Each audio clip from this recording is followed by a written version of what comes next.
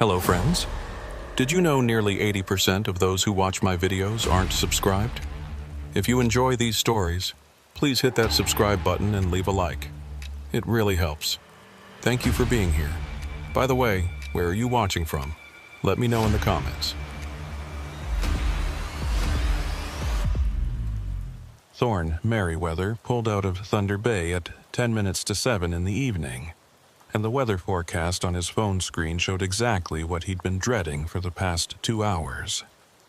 A low pressure system was sweeping down from James Bay, bringing with it the kind of snow that turned Highway 17 into a white tunnel of uncertainty. Thorn had been driving the Trans-Canada for nearly 12 years, hauling everything from lumber to auto parts across northern Ontario's endless forests, and he knew this stretch better than most. The 500-kilometer run between Thunder Bay and Sault Ste. Marie was lonely even in good weather, just 2 lanes of asphalt threading through black spruce and granite outcrops, with the occasional ghost town or fishing camp breaking up the monotony. But in a blizzard it became something else entirely. It became a test of nerves, equipment, and luck. His dispatcher had offered to push the delivery back a day, but Thorn had declined. He needed the miles, needed the paycheck, and more than that, he needed to prove to himself that he could still handle whatever the highway threw at him. That stubbornness was something his ex-wife had pointed out more than once during their marriage, usually right before she'd slam a door or leave the house for a few hours to cool off.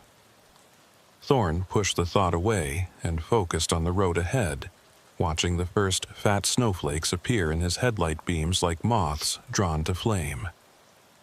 The radio crackled with traffic from other drivers, mostly complaints about visibility and road conditions, mixed with the occasional joke to keep spirits up. Thorn kept his CB volume low, but not off. Out here, that radio was more than just entertainment. It was a lifeline. By 8:30, the snow had thickened into a proper storm. Thorn's wipers beat a steady rhythm across the windshield, fighting to keep the glass clear, but it was a losing battle. Every few seconds, a gust of wind would blast snow across the highway, reducing visibility to almost nothing. He dropped his speed to 60 kilometers per hour, sometimes 50 when the gusts hit hardest, and he could feel the weight of his loaded trailer shifting slightly on the ice beneath his wheels. The highways department had been out with salt and sand earlier in the day, but it wasn't enough. Black ice was forming in patches, invisible and deadly, and Thorn knew that one wrong move could send his rig jackknifing across both lanes. He'd seen it happen to other drivers, good drivers, and he had no intention of becoming another cautionary tale on the trucker forums. Around kilometer marker 487, about an hour east of Nipigon, Thorn noticed something odd on his CB. The usual chatter had died down to almost nothing, which wasn't surprising given the conditions. Most drivers were probably too focused on keeping their rigs on the road to bother with small talk. But what replaced the silence was stranger.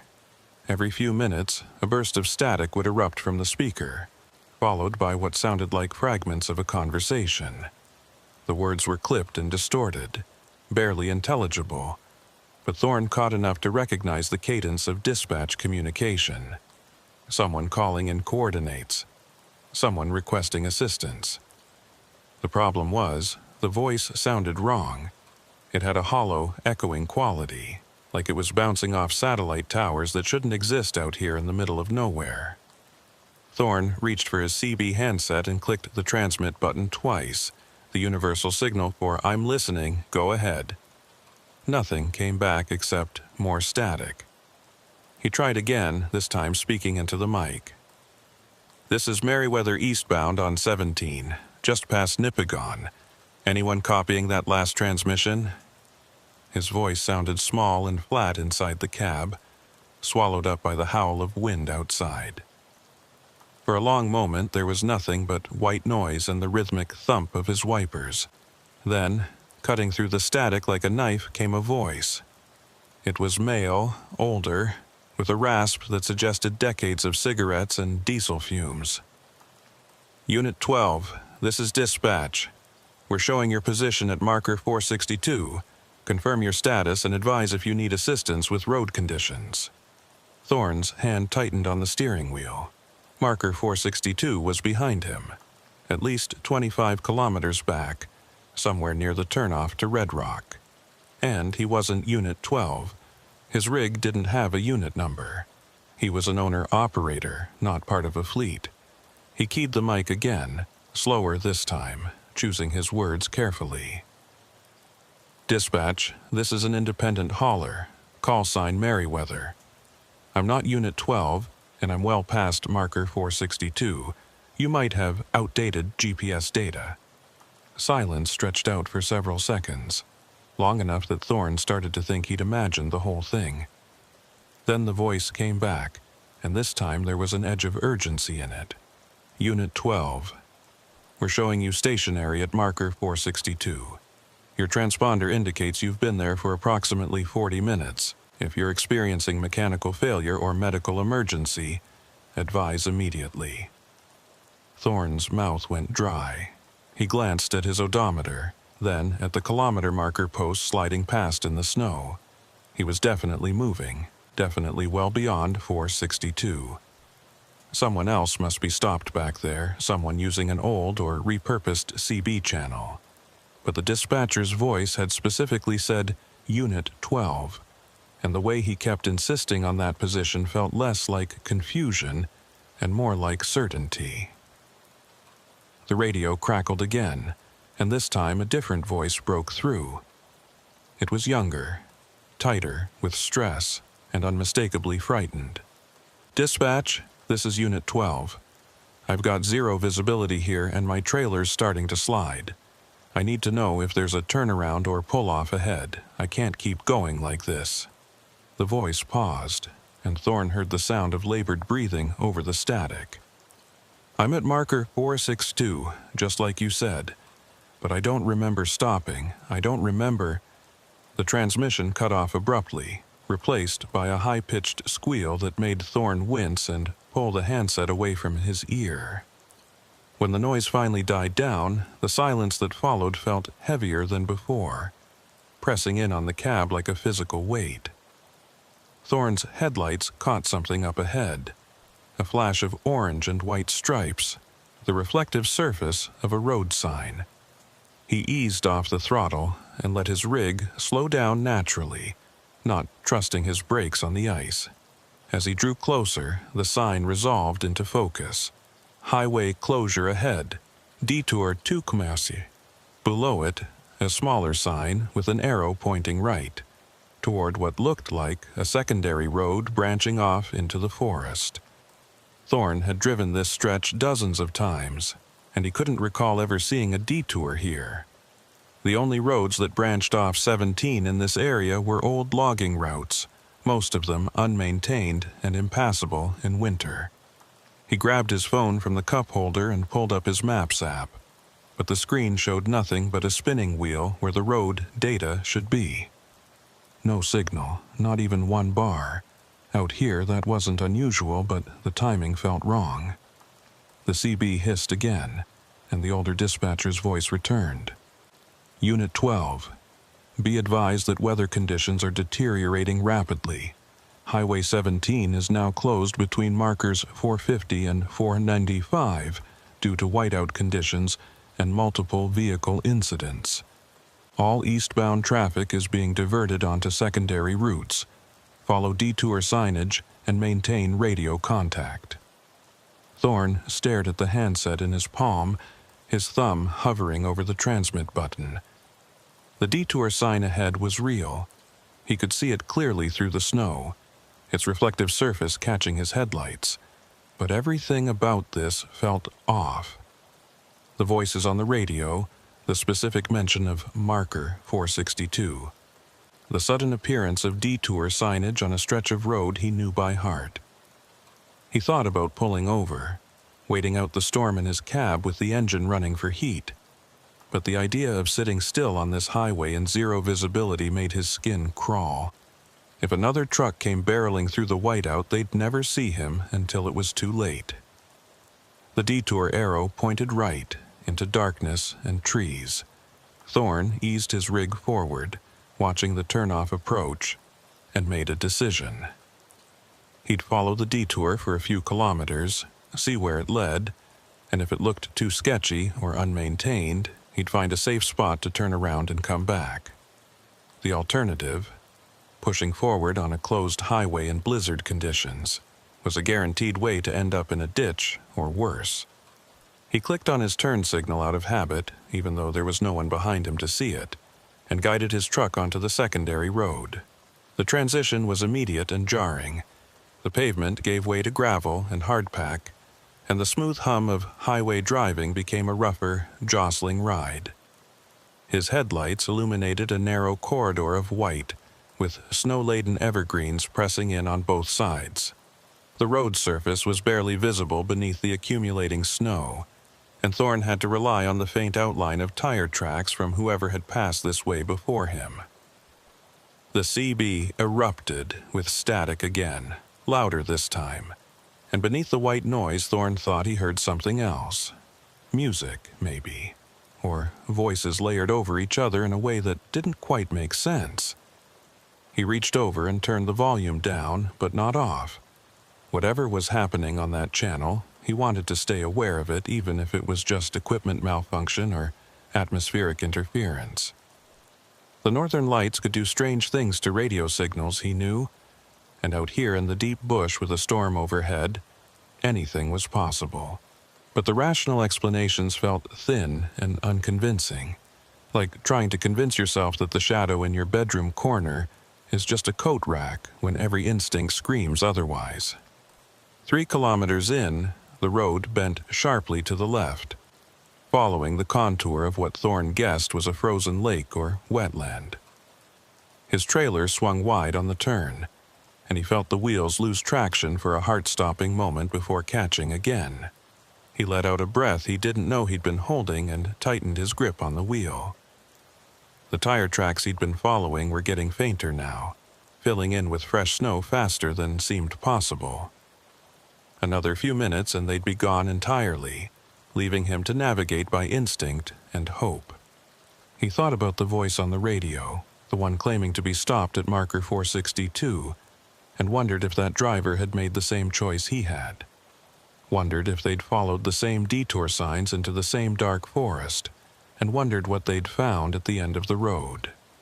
The CB crackled one more time, and the young driver's voice came through again, clearer now, but no less frightened. "Dispatch, I've been on this detour for over an hour, and I haven't seen any signs telling me where to rejoin 17. My fuel's getting low, and I'm starting to think I've made a wrong turn somewhere. Can you confirm the route?" There was a pause, filled with static and the distant howl of wind. Then the dispatcher responded, his voice flat and emotionless. "Unit 12, we show you still at marker 462. You have not moved. Repeat, you have not moved. Please confirm your status." The young driver's reply was sharp, almost angry.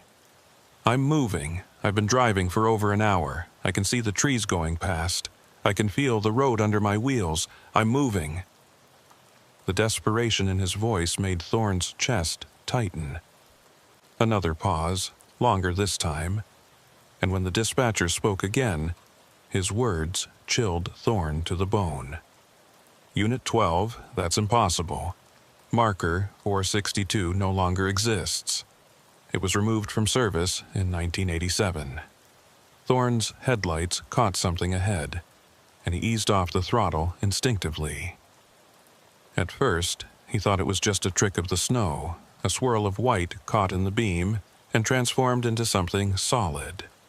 But as he drew closer, the shape resolved into a figure standing at the side of the road. A woman dressed in what looked like a highway maintenance uniform, bright orange parka, reflective strips on the arms and legs, a hard hat pulled low over her face. She was holding a stop sign on a long pole, the kind used by flaggers at construction sites, and she stood perfectly still despite the wind and snow battering everything around her. Thorne's instinct was to slow down, to roll down his window and ask if she needed help or if there was danger ahead. But something about the way she stood there, motionless and silent, made him hesitate. Her face was hidden in shadow beneath the brim of her hard hat, and the hand gripping the sign pole didn't move, didn't adjust to the weight or the wind. She looked less like a person and more like a mannequin, placed there by some unseen hand for purposes Thorne couldn't begin to guess at. He brought his rig to a crawl, close enough now to see details. The stop sign was old, its red paint faded and chipped, and the reflective strips on her uniform looked wrong, too dull, like they'd been left out in the sun for years. Thorne reached for his window control, then stopped. Every instinct he had was screaming at him not to open that window, not to engage with whatever this was.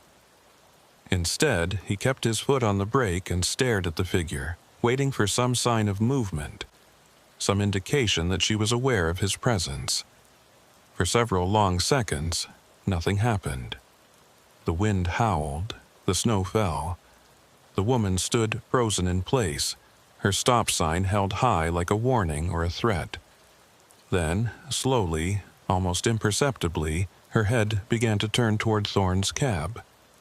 He didn't wait to see what was beneath that hard hat. He shifted into gear and pressed down on the accelerator, feeling his tires spin briefly on the snow before catching traction. The rig lurched forward, and Thorne fixed his eyes straight ahead, refusing to look in his side mirror, refusing to see if the figure was still standing there or if she was moving, following, coming closer. The CB crackled one final time as Thorne's truck picked up speed, the static now so loud it was almost painful. Through the noise, he heard the young driver's voice, fragmented and distorted. "I see lights ahead. I think, I'm almost back to the highway. Thank God. The transmission cut off with a sound like tearing metal, and then there was nothing but silence. Thorne's hands were shaking on the wheel, his breath coming in short, sharp gasps. He glanced at his dashboard clock and felt his stomach drop. It read 11:47 p.m. That couldn't be right. He'd left Thunder Bay at 7, and even accounting for the slow driving in the storm, he should barely be past 9:30 or 10 at the latest. But the clock insisted otherwise, its green digits glowing steadily in the darkness of the cab. 4 hours and 47 minutes had passed since he'd pulled onto Highway 17, and Thorne couldn't account for more than half of that time. Up ahead, the trees began to thin, and Thorne caught a glimpse of something that made his chest flood with relief. The orange glow of sodium vapor lights, the kind used to illuminate highway rest stops and service centers.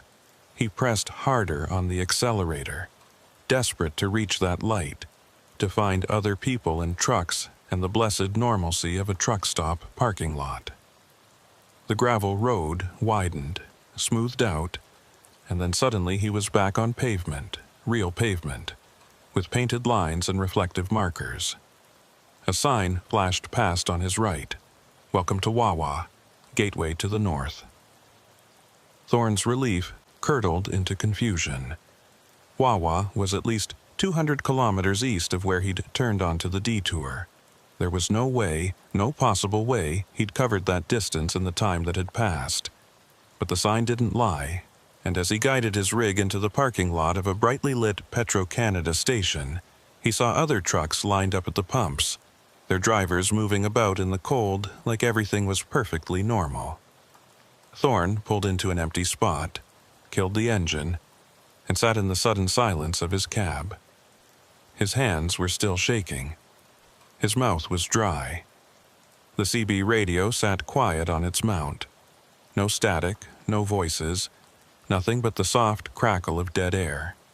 He looked at his logbook, the physical one he kept for backup, even though everything was digital now, and opened it to today's page.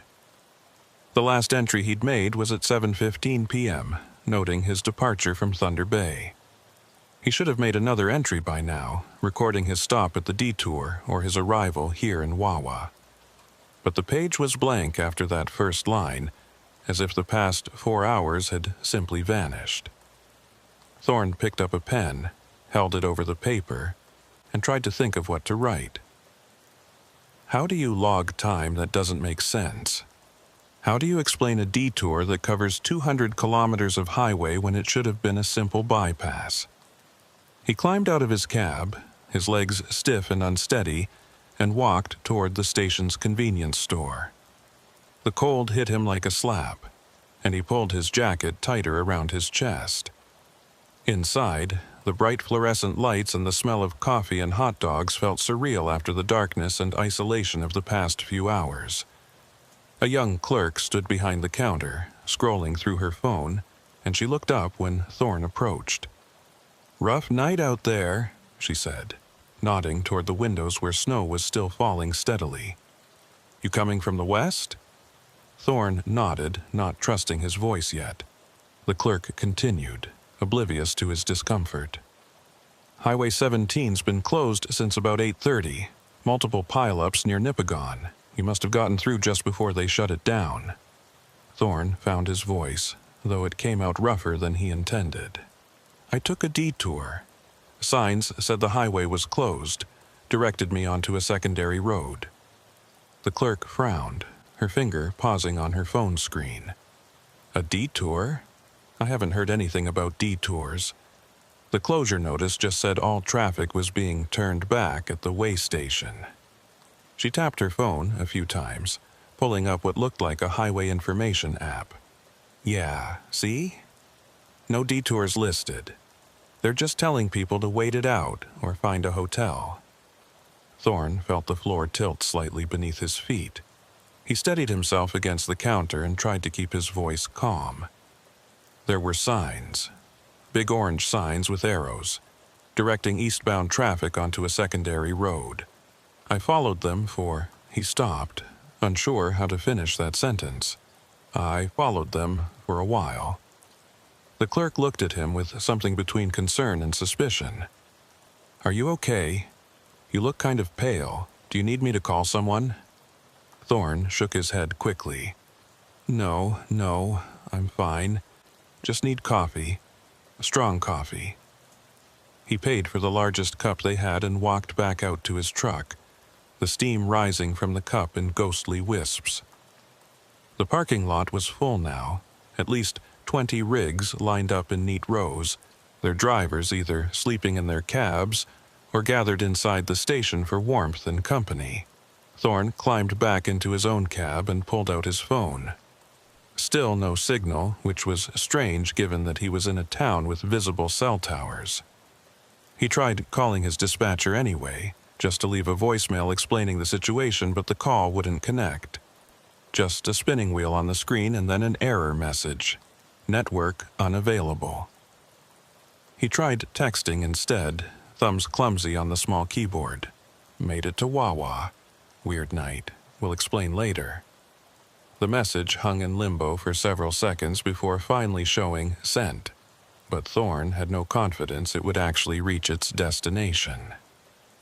He sat in the driver's seat, sipping his coffee and staring out at the falling snow, trying to piece together what had happened. The detour signs, the voices on the CB, the woman with the stop sign, the missing hours. None of it made sense individually, and together it formed a picture so strange and unsettling that his mind kept trying to reject it. There had to be a rational explanation. Equipment malfunction, atmospheric conditions playing tricks with radio signals, fatigue making him lose track of time. The problem was, none of those explanations felt adequate. They felt like excuses, like ways to avoid acknowledging the wrongness of what he'd experienced. Thorne thought about the young driver on the radio, the one who claimed to be moving but who dispatch insisted was stationary at a marker that no longer existed. He wondered if that driver had ever made it off Highway 17, or if he was still out there somewhere following a road that shouldn't exist, broadcasting on a frequency that no one could hear. The coffee was hot and bitter, and Thorne drank it quickly, letting it burn away the chill that had settled into his bones. He'd have to file a report with his insurance company, he realized, explaining the gap in his logbook and the impossible distance his truck had somehow covered.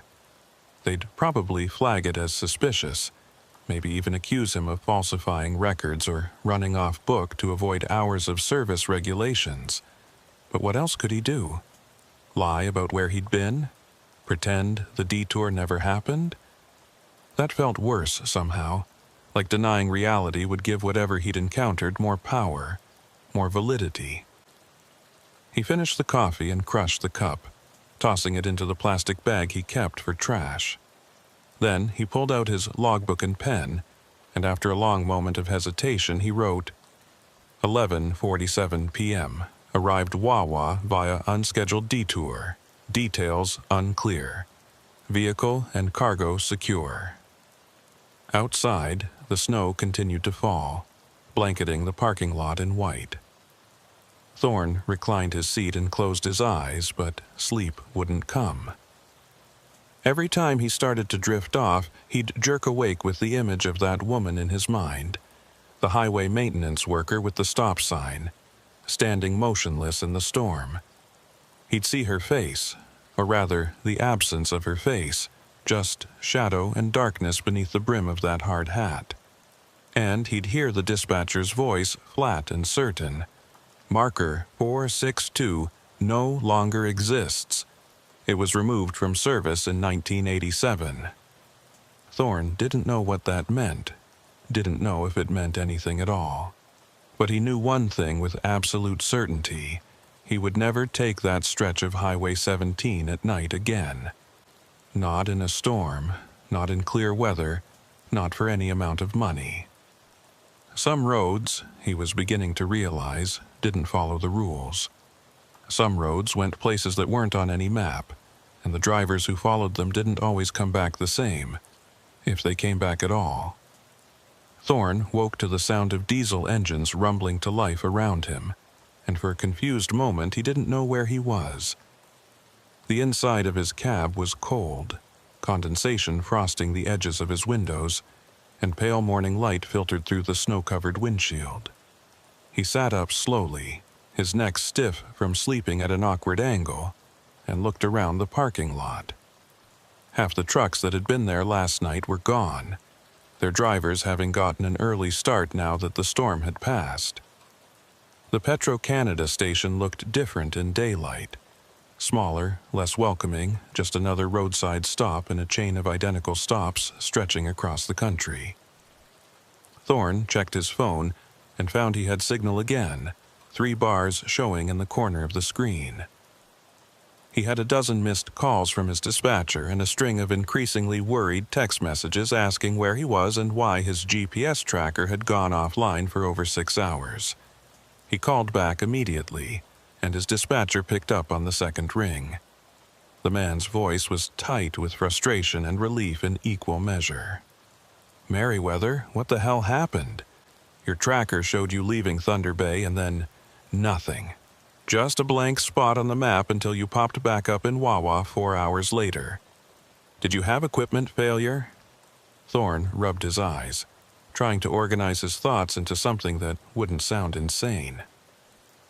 "I hit the storm on 17, got diverted onto a detour because of highway closure. My phone lost signal, GPS must have cut out. I made it to Wawa and pulled in here to wait out the weather."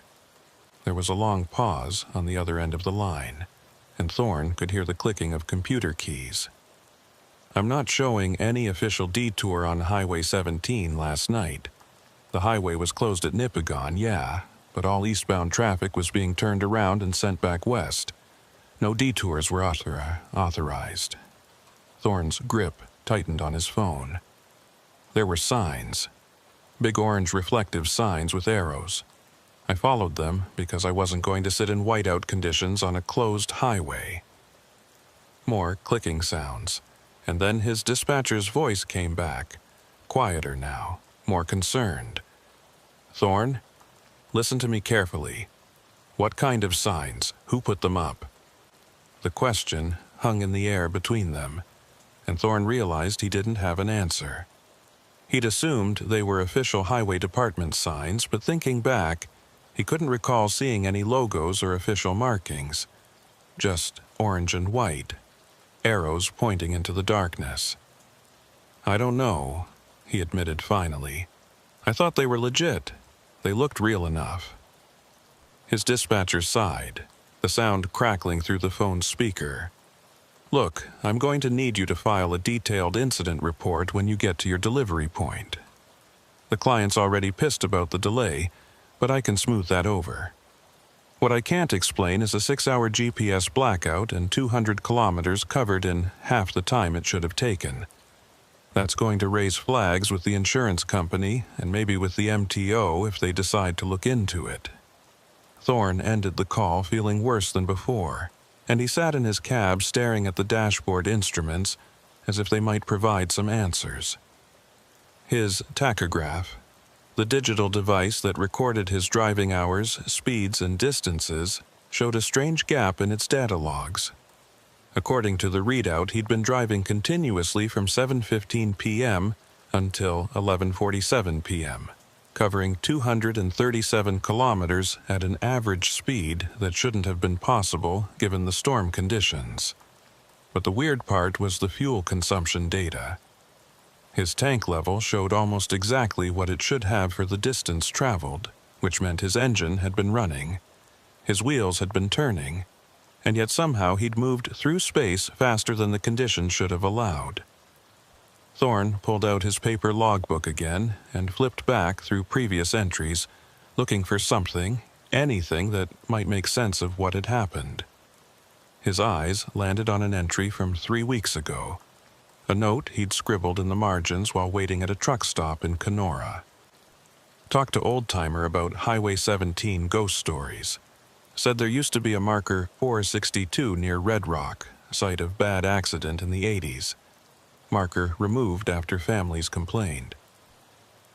The memory came flooding back now. He'd been having coffee in a diner when an elderly trucker at the next table overheard him talking about his route and struck up a conversation. The old man had been driving Northern Ontario routes since the 1970s, back when the Trans-Canada was still being upgraded and expanded, and he'd told Thorne about a massive pile-up that had happened during a November blizzard in 1986. 7 vehicles involved, including 3 transport trucks, and the final death toll had been 14 people.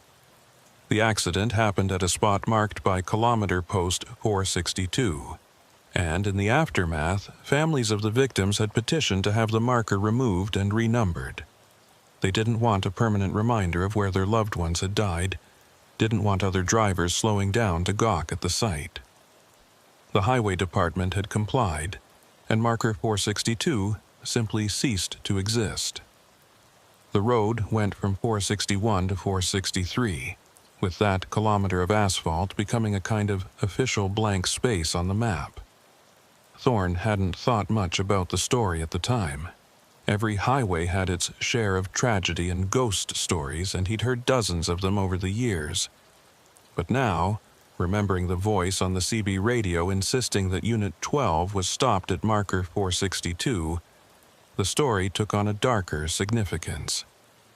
He pulled out his phone and did a search for Highway 17 Accident 1986 Red Rock, and the results that came back made his stomach clench. There had indeed been a major accident, and the details matched what the old trucker had told him. But there was one additional piece of information that Thorne hadn't heard before.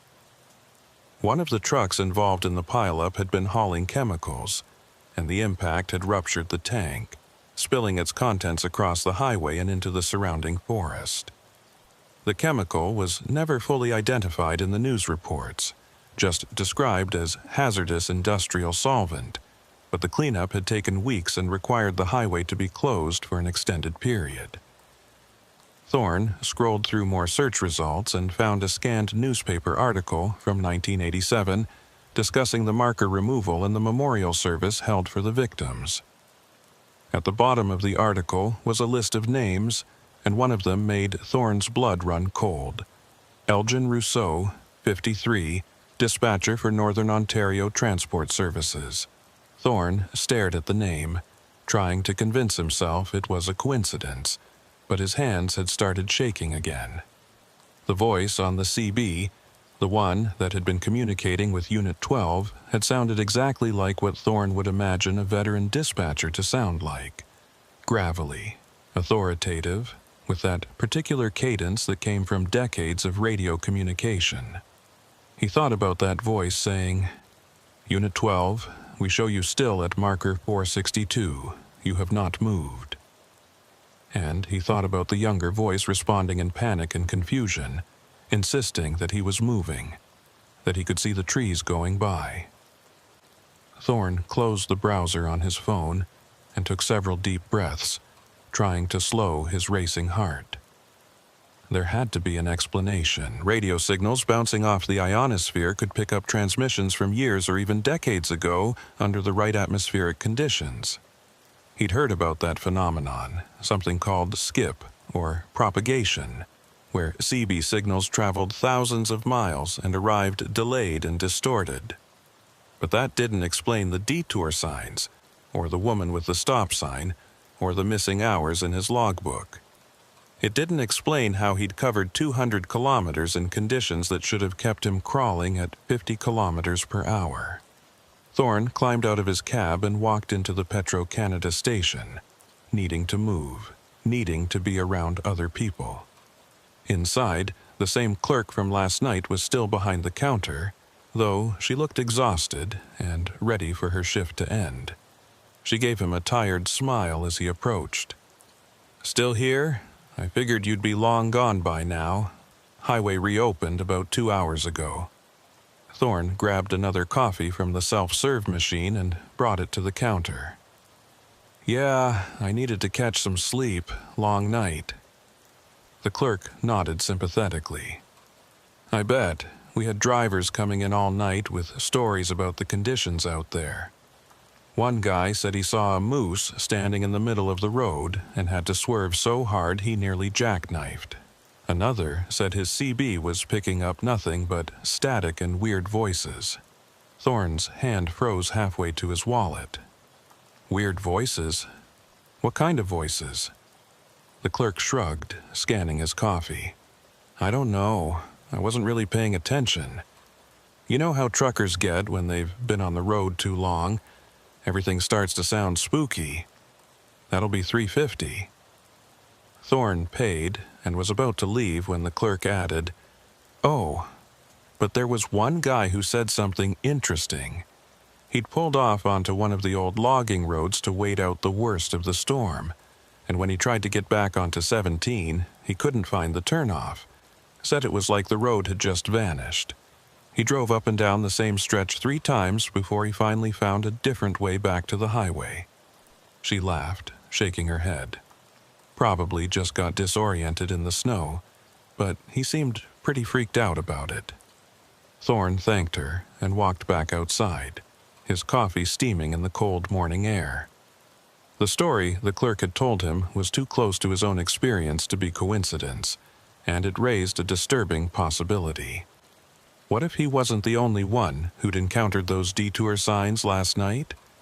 What if other drivers had followed the same route, taken the same wrong turn, and ended up lost in those endless forest roads? He thought about Unit 12 again, the panicked voice insisting he was moving while dispatch said he was stationary. What if that driver had never made it back to the highway? What if he was still out there somewhere, following a road that looped back on itself endlessly, his fuel gauge dropping toward empty while trees and snow scrolled past his windows in an infinite repetition? Thorne shook his head, trying to dispel the dark thoughts. He needed to get moving, needed to complete his delivery and put this whole experience behind him. But as he walked back toward his truck, something caught his eye. There was a vehicle parked at the far end of the lot, partially hidden behind a snowbank. It was an older pickup truck, painted in the yellow and orange colors of the Ontario Highway Maintenance Department, with rust eating through the wheel wells and a layer of snow covering its windshield. What made Thorne stop and stare was the figure sitting in the driver's seat. Even through the snow-covered window he could make out the silhouette. A person wearing what looked like a hard hat, sitting perfectly still, not moving at all despite the fact that the truck's engine clearly wasn't running.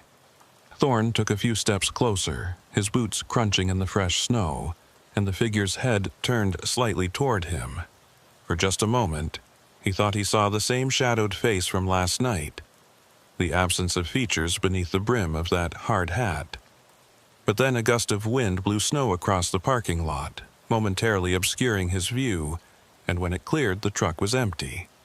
No figure in the driver's seat, no sign that anyone had been there at all. Just an abandoned maintenance vehicle, probably left there months or even years ago and forgotten. Thorne stood frozen for several long seconds, staring at the empty truck before forcing himself to turn away and continue toward his own rig. His imagination was running wild now, seeing patterns and connections where none existed. Lack of sleep and stress were making him paranoid, that was all. He needed to get back on the road, complete his delivery, and take a few days off to clear his head. He climbed into his cab and started the engine, letting it warm up while he checked his route one more time.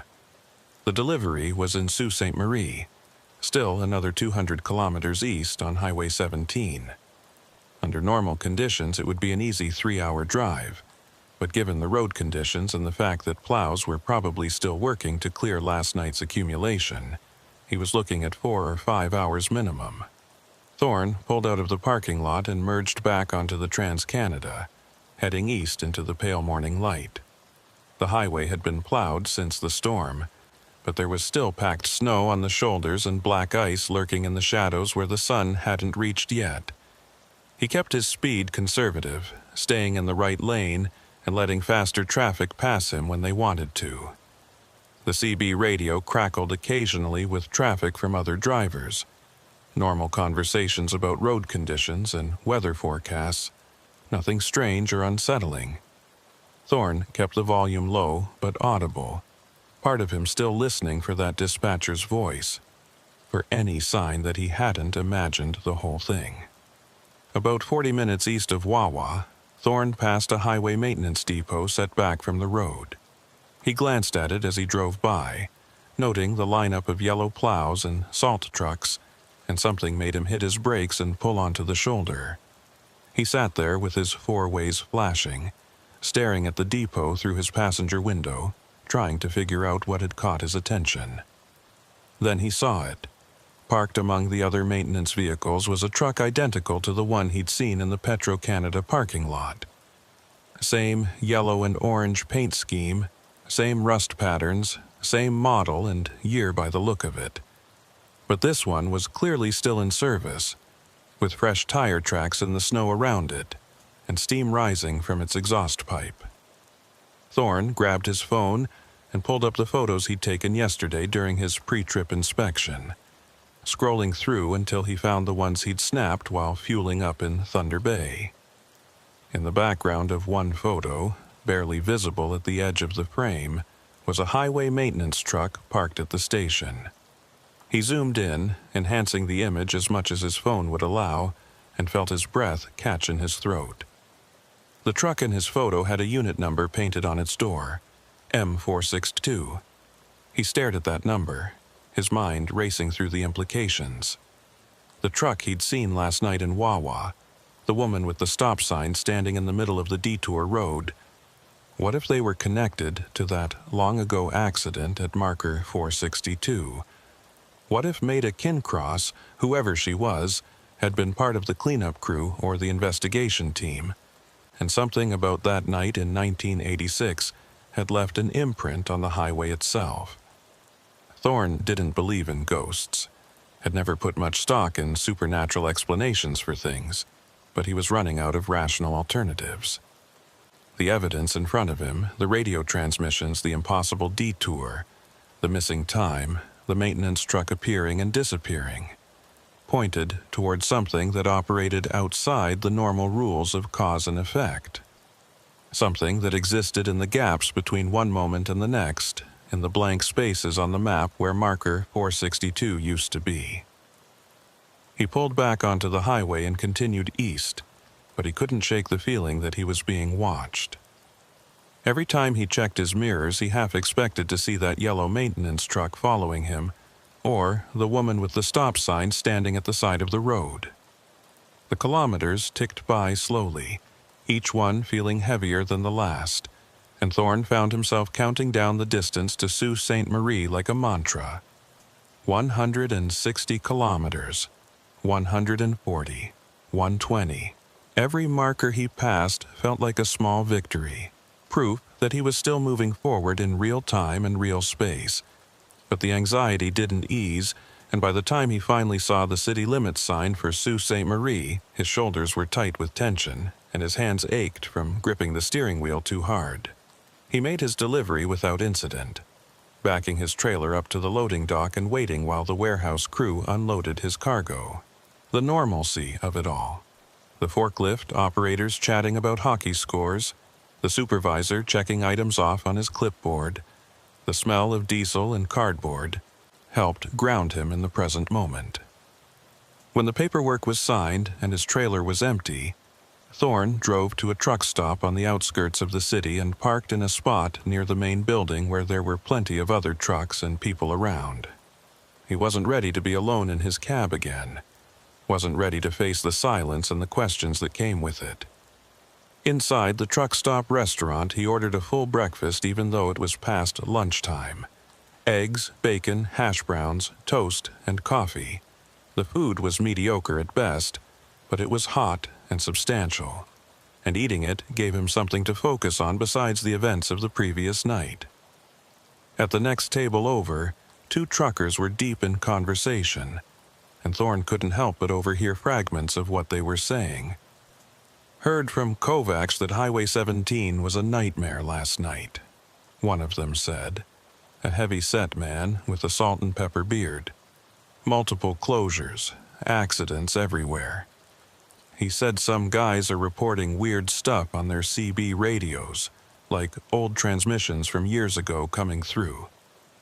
The other trucker, younger, with a baseball cap pulled low over his eyes, laughed. Kovacs is full of shit. Next, he'll be telling us about UFOs and Bigfoot.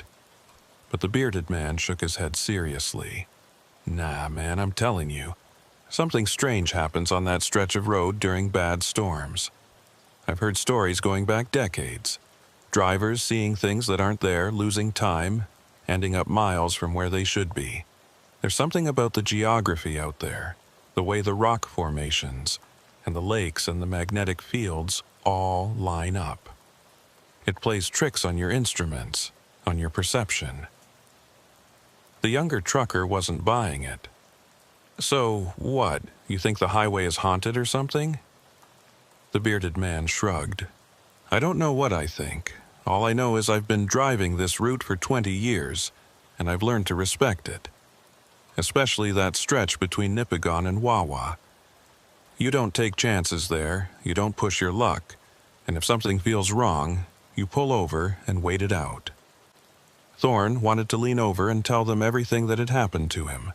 Wanted to ask if they'd ever heard of Marker 462, or a dispatcher named Elgin Rousseau, or a maintenance worker named Maida Kincross. But he knew how it would sound, like the ravings of an overtired driver who'd been on the road too long. So instead, he finished his breakfast in silence, paid his bill, and walked back out to his truck. The afternoon sun was already starting to dip toward the horizon, and Thorne realized that his next scheduled run wasn't for another 3 days. He had time to go home, to sleep in his own bed, to try to process everything that had happened. But first he needed to do one more thing. He pulled out his phone and searched for Maida Kincross Ontario Highway Maintenance, and what came back made his hands go cold. There was an obituary from 1986, published in the Thunder Bay Chronicle Journal.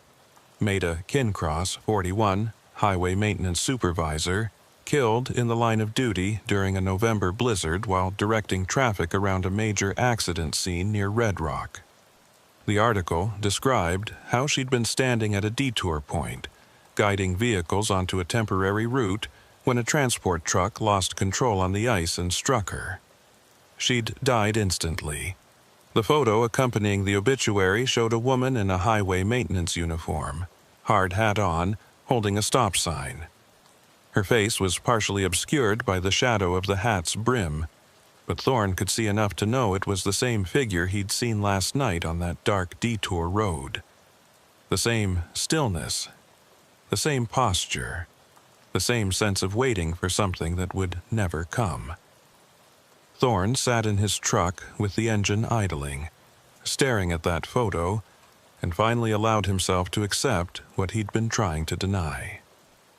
Whatever had happened to him on Highway 17 last night hadn't been equipment malfunction or atmospheric interference or fatigue-induced hallucination.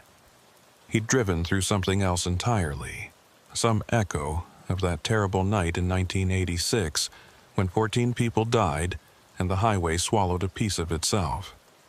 He'd followed detour signs that Maida Kincross had put up 37 years ago, had driven on roads that shouldn't exist anymore, and had somehow emerged on the other side with nothing but missing time and questions that had no good answers. He put his truck in gear and headed for the highway on-ramp, pointing west toward home. The drive would take him back through the same stretch of Highway 17 where everything had gone wrong, but this time he'd do it in daylight. And this time he'd be ready for anything. Or so he told himself.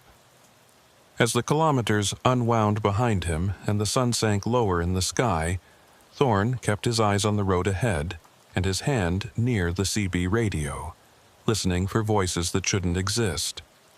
And somewhere in the back of his mind, he couldn't stop thinking about Unit 12, about that young driver who'd insisted he was moving while dispatch said he was stationary at a marker that no longer existed. Thorne wondered if that driver had ever found his way out of the detour, or if he was still out there somewhere, trapped in an endless loop of snow and darkness, following signs that led nowhere.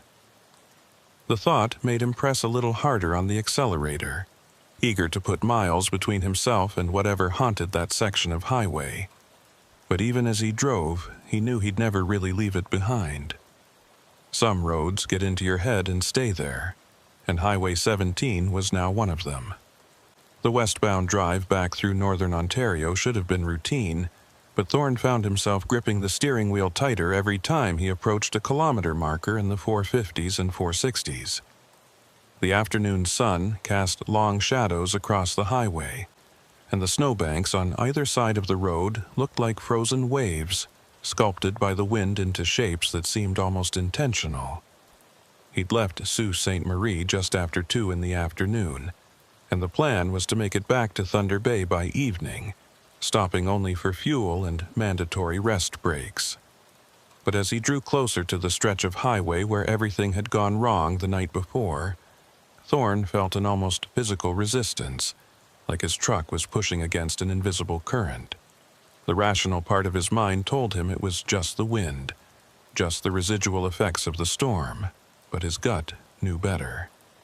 Something about this section of road had changed for him, and he wasn't sure he'd ever be able to drive it the same way again.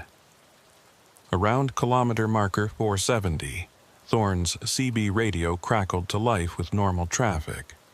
A westbound driver asking about road conditions ahead, another responding that it was clear sailing all the way to Thunder Bay.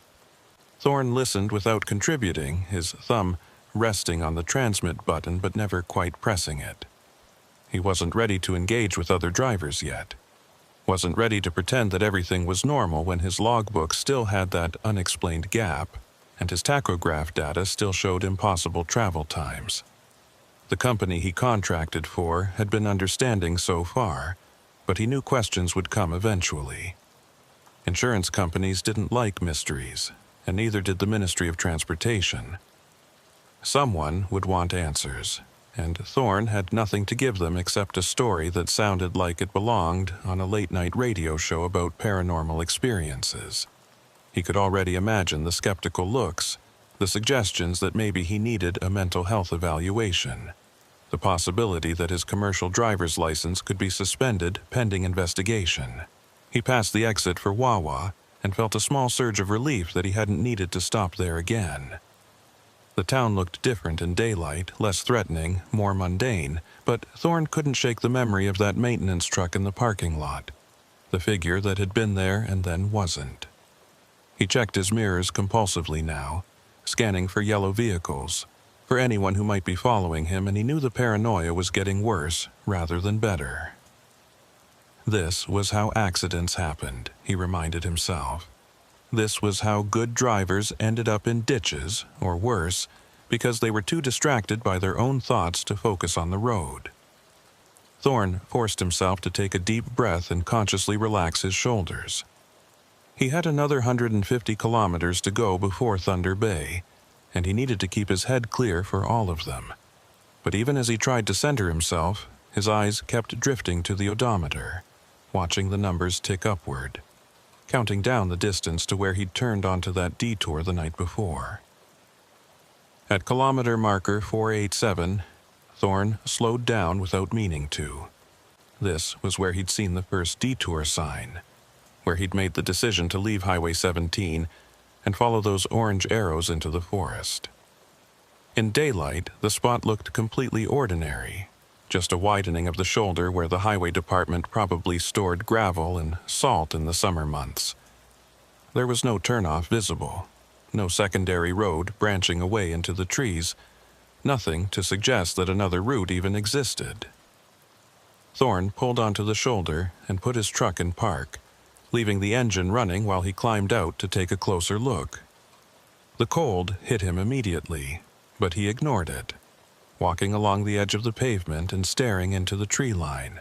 The forest was dense here, black spruce and jack pine growing so close together that he couldn't see more than 20 or 30 feet into the shadows. Snow covered everything in a thick white blanket, pristine and undisturbed. No tire tracks, no sign that any vehicle had ever turned off the highway at this point. Thorne walked further along the shoulder, his boots crunching in the packed snow, and that's when he noticed something odd. There were marks in the snowbank, parallel lines about 8 feet apart, like something heavy had been dragged through. The marks led from the highway shoulder toward the trees, and they were partially filled in with fresh snow but still visible enough to trace. Thorne followed them carefully, climbing over the snowbank and pushing through the underbrush at the forest's edge.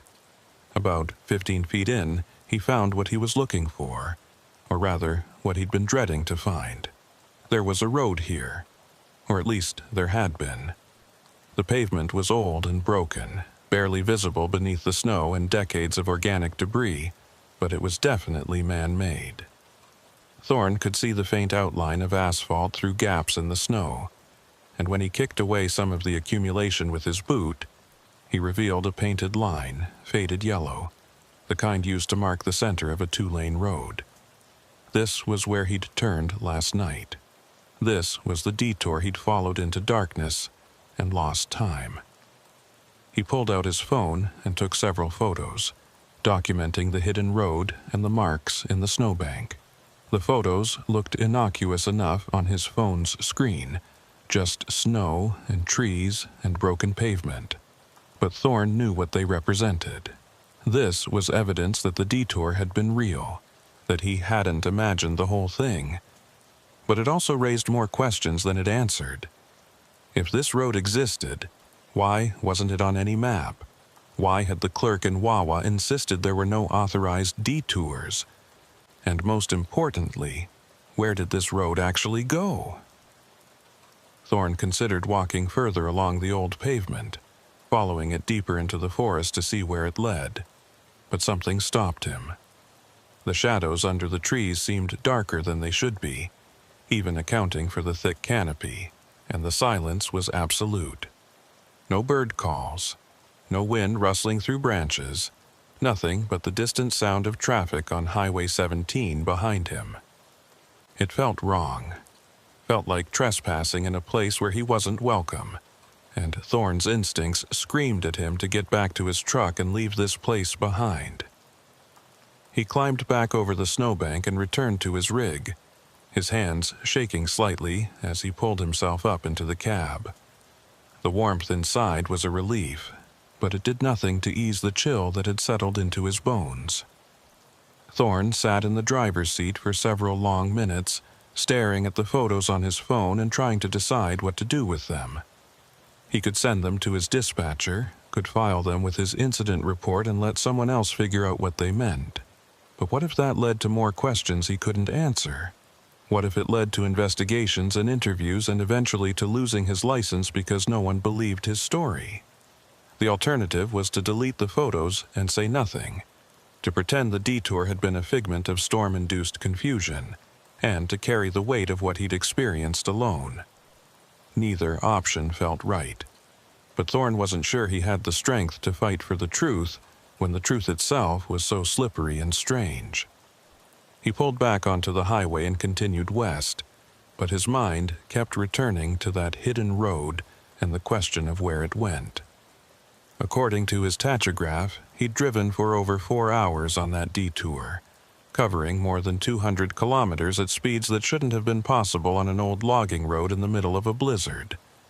The math didn't work, the physics didn't work, and yet his truck's instruments insisted it had happened. Thorne thought about the maintenance worker he'd seen standing in the middle of the road, Maida Kincross in her orange parka and hard hat, holding that stop sign like a barrier between one world and another. He thought about the obituary he'd found, the description of how she'd died directing traffic around an accident scene. What if she was still doing that even now?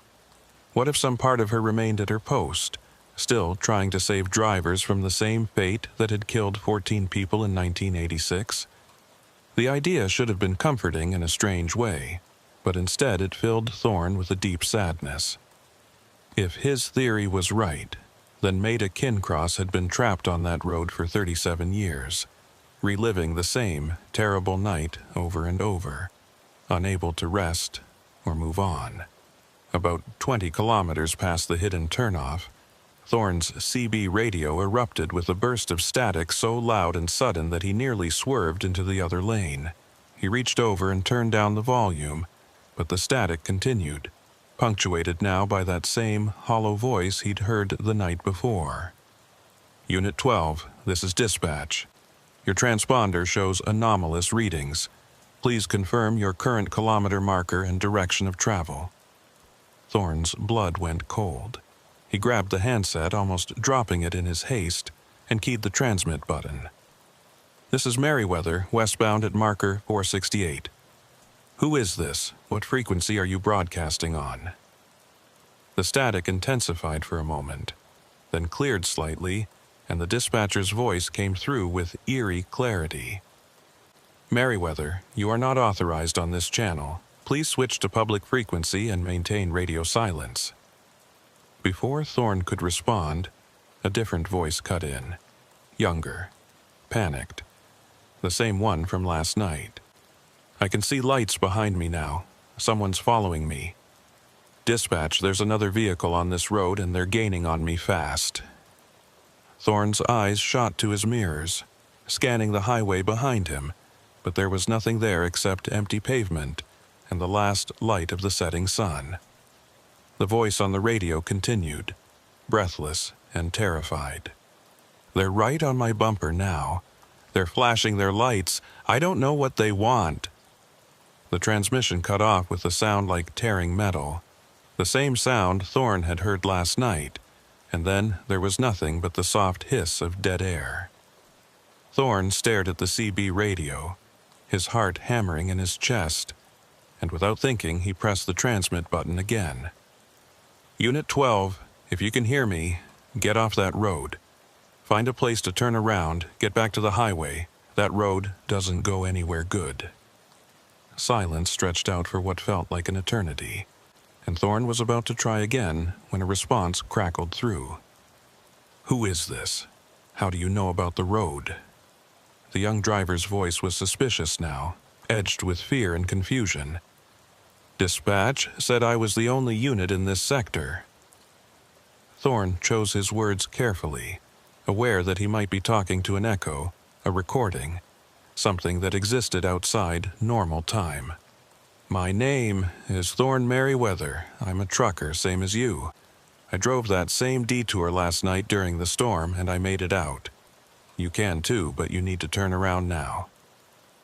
Another long pause, and when the voice came back it sounded younger than before, almost childlike in its vulnerability. "I don't know how to turn around. The road's too narrow, and there's something wrong with my instruments. My GPS is showing me in the middle of Lake Superior, and my odometer stopped working about an hour ago. I don't even know how much fuel I have left." Thorn's grip tightened on the handset. "Listen to me very carefully. Stop your truck wherever you are right now. Don't drive any further. Set your parking brake and turn on your four-ways. Can you do that?" He heard the sound of air brakes hissing through the static, then the young driver's voice again. "Okay, I'm stopped. Now what?" Thorn wasn't sure how to answer that question. He'd made it out of the detour, but he didn't know how or why.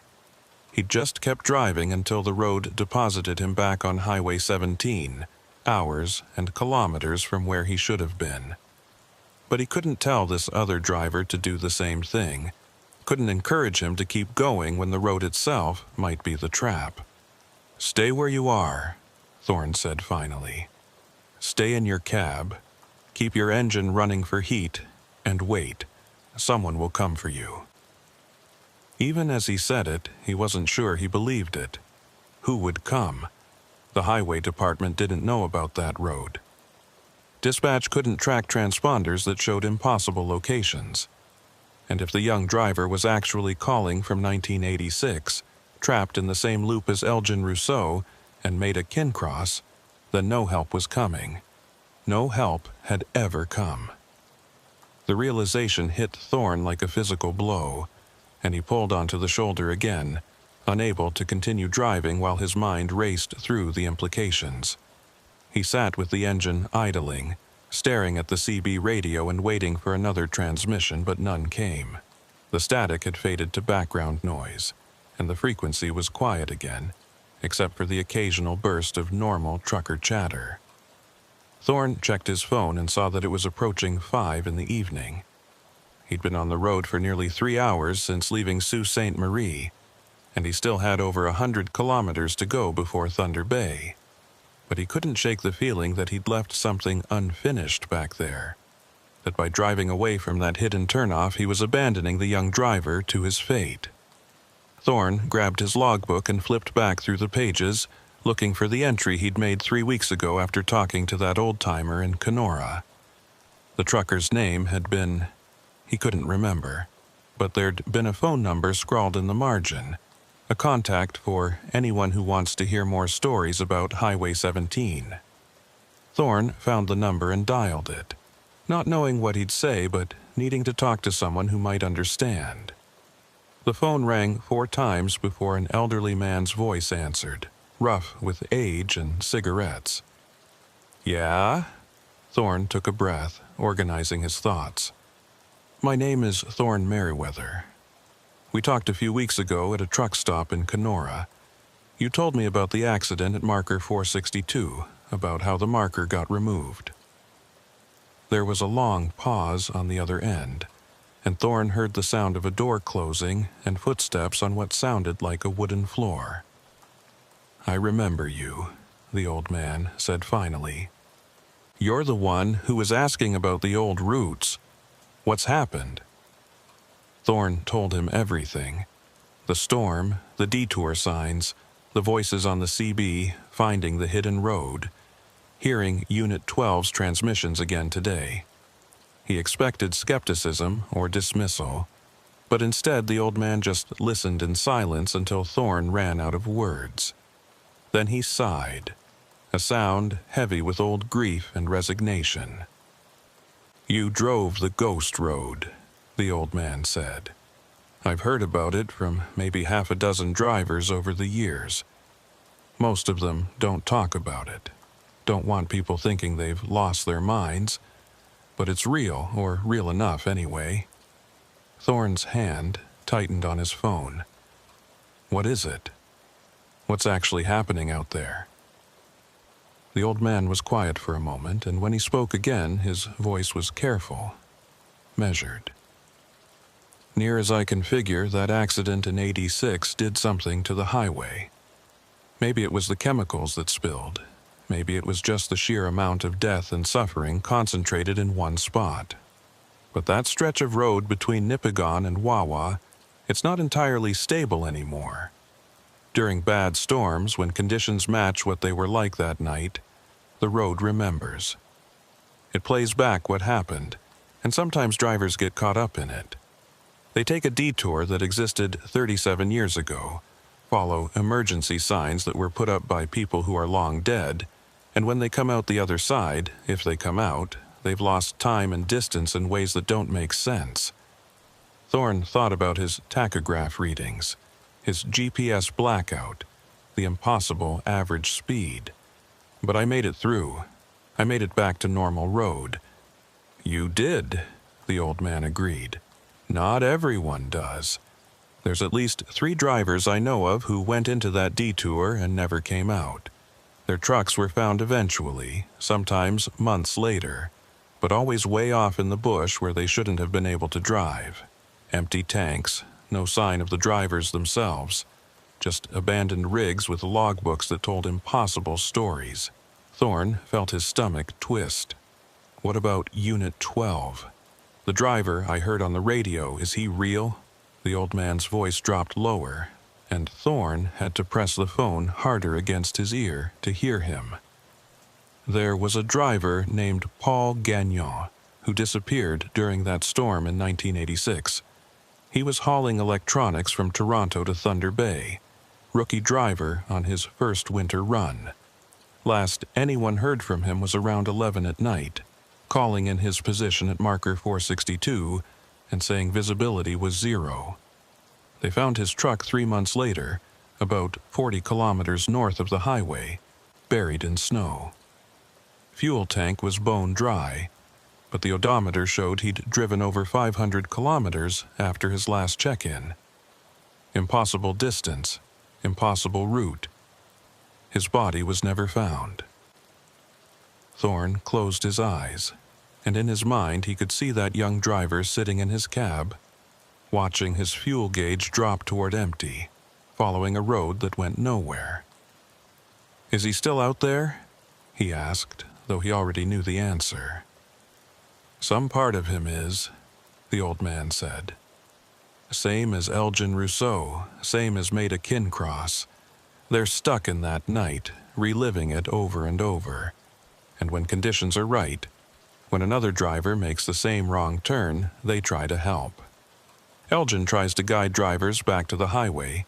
Maida tries to warn them off the detour.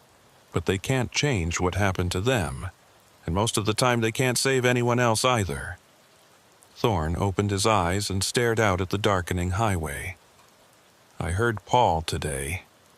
He said something was following him, flashing lights. What was that?" The old man's answer was grim. That was the truck that hit Maida. The driver lost control on the ice, went into a skid, couldn't stop. He survived the impact, but she didn't.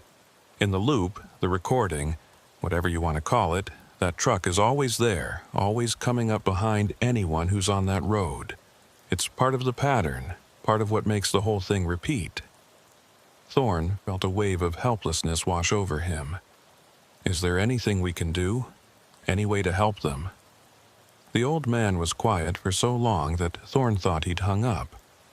Then he spoke, and his voice was soft, with something like pity. "The only thing you can do is stay off that road. Don't drive Highway 17 in blizzard conditions, especially not at night. And if you see detour signs that don't feel right, that don't match what you know about the road, turn around and go back the way you came. Don't follow them, no matter how official they look, because once you're on that ghost road, you're playing by its rules, and the house always wins." Thorne thanked him and ended the call, sitting in the growing darkness of his cab with the engine still idling. The old man's words echoed in his mind. The house always wins. But Thorne had won, hadn't he? He'd driven the ghost road and come out the other side alive and intact, with nothing but missing time and unexplained readings to show for it. Unless that wasn't the end of it. unless the road wasn't done with him yet.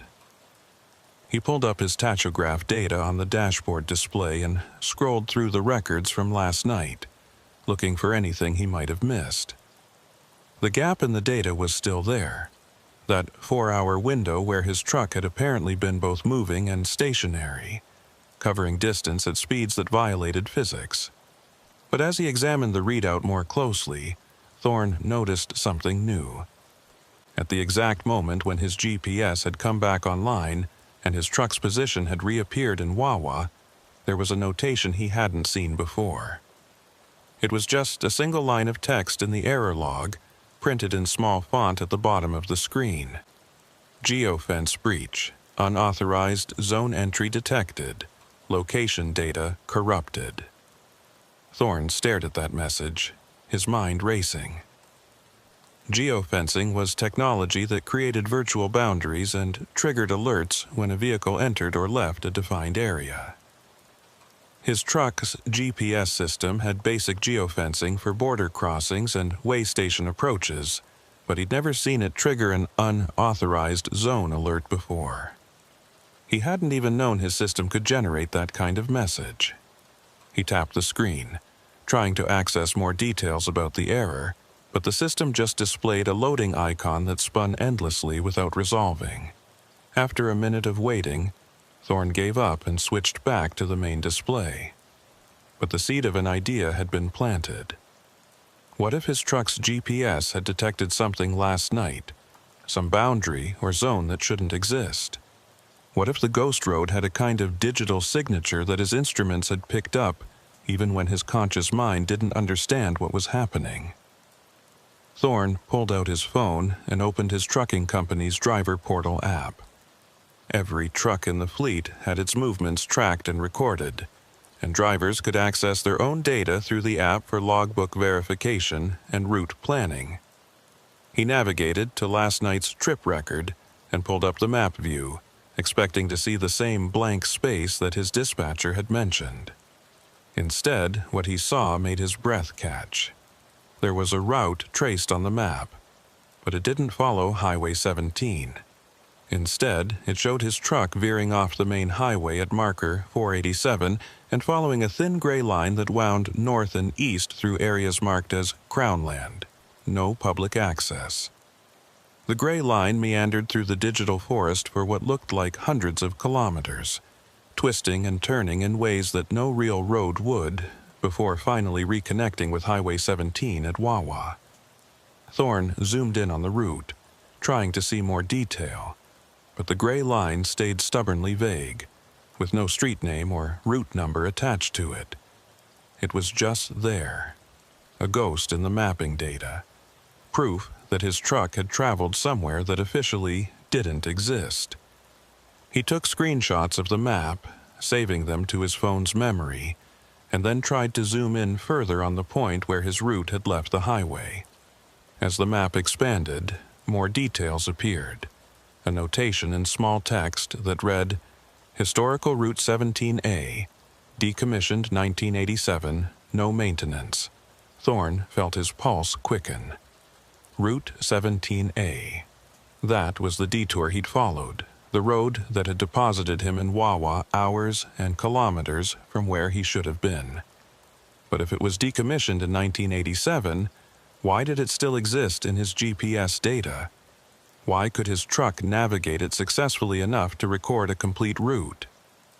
He saved the screenshots and then opened his photo gallery, pulling up the images he'd taken earlier of the hidden road at marker 487. When he looked at them now, with the knowledge of what that road was, the photos took on a darker quality. The broken pavement, the faded yellow line, the marks in the snow that suggested recent passage, all of it pointed to a road that existed in multiple states at once. Physically present, but officially absent, decommissioned, but still navigable. Dead, but not yet buried. Thorne thought about Paul Gagnon driving that road in 1986, following what he thought was a legitimate detour around an accident scene, and ending up 40 kilometers off course with an empty tank and no way home. He thought about the other drivers the old man had mentioned, the ones who'd vanished into the bush and left nothing behind but abandoned trucks and impossible logbook entries. And he thought about himself, about how close he'd come to joining them. The only thing that had saved him was dumb luck, or maybe divine intervention, being able to keep his truck moving forward until the loop spit him out. As darkness settled fully over the highway, Thorne made a decision. He would continue west to Thunder Bay tonight, but tomorrow he would go to the Ontario Provincial Police Detachment and file a formal report about what he'd experienced.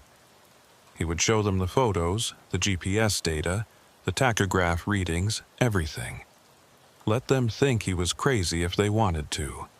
Let them suspend his license or mandate a psychological evaluation.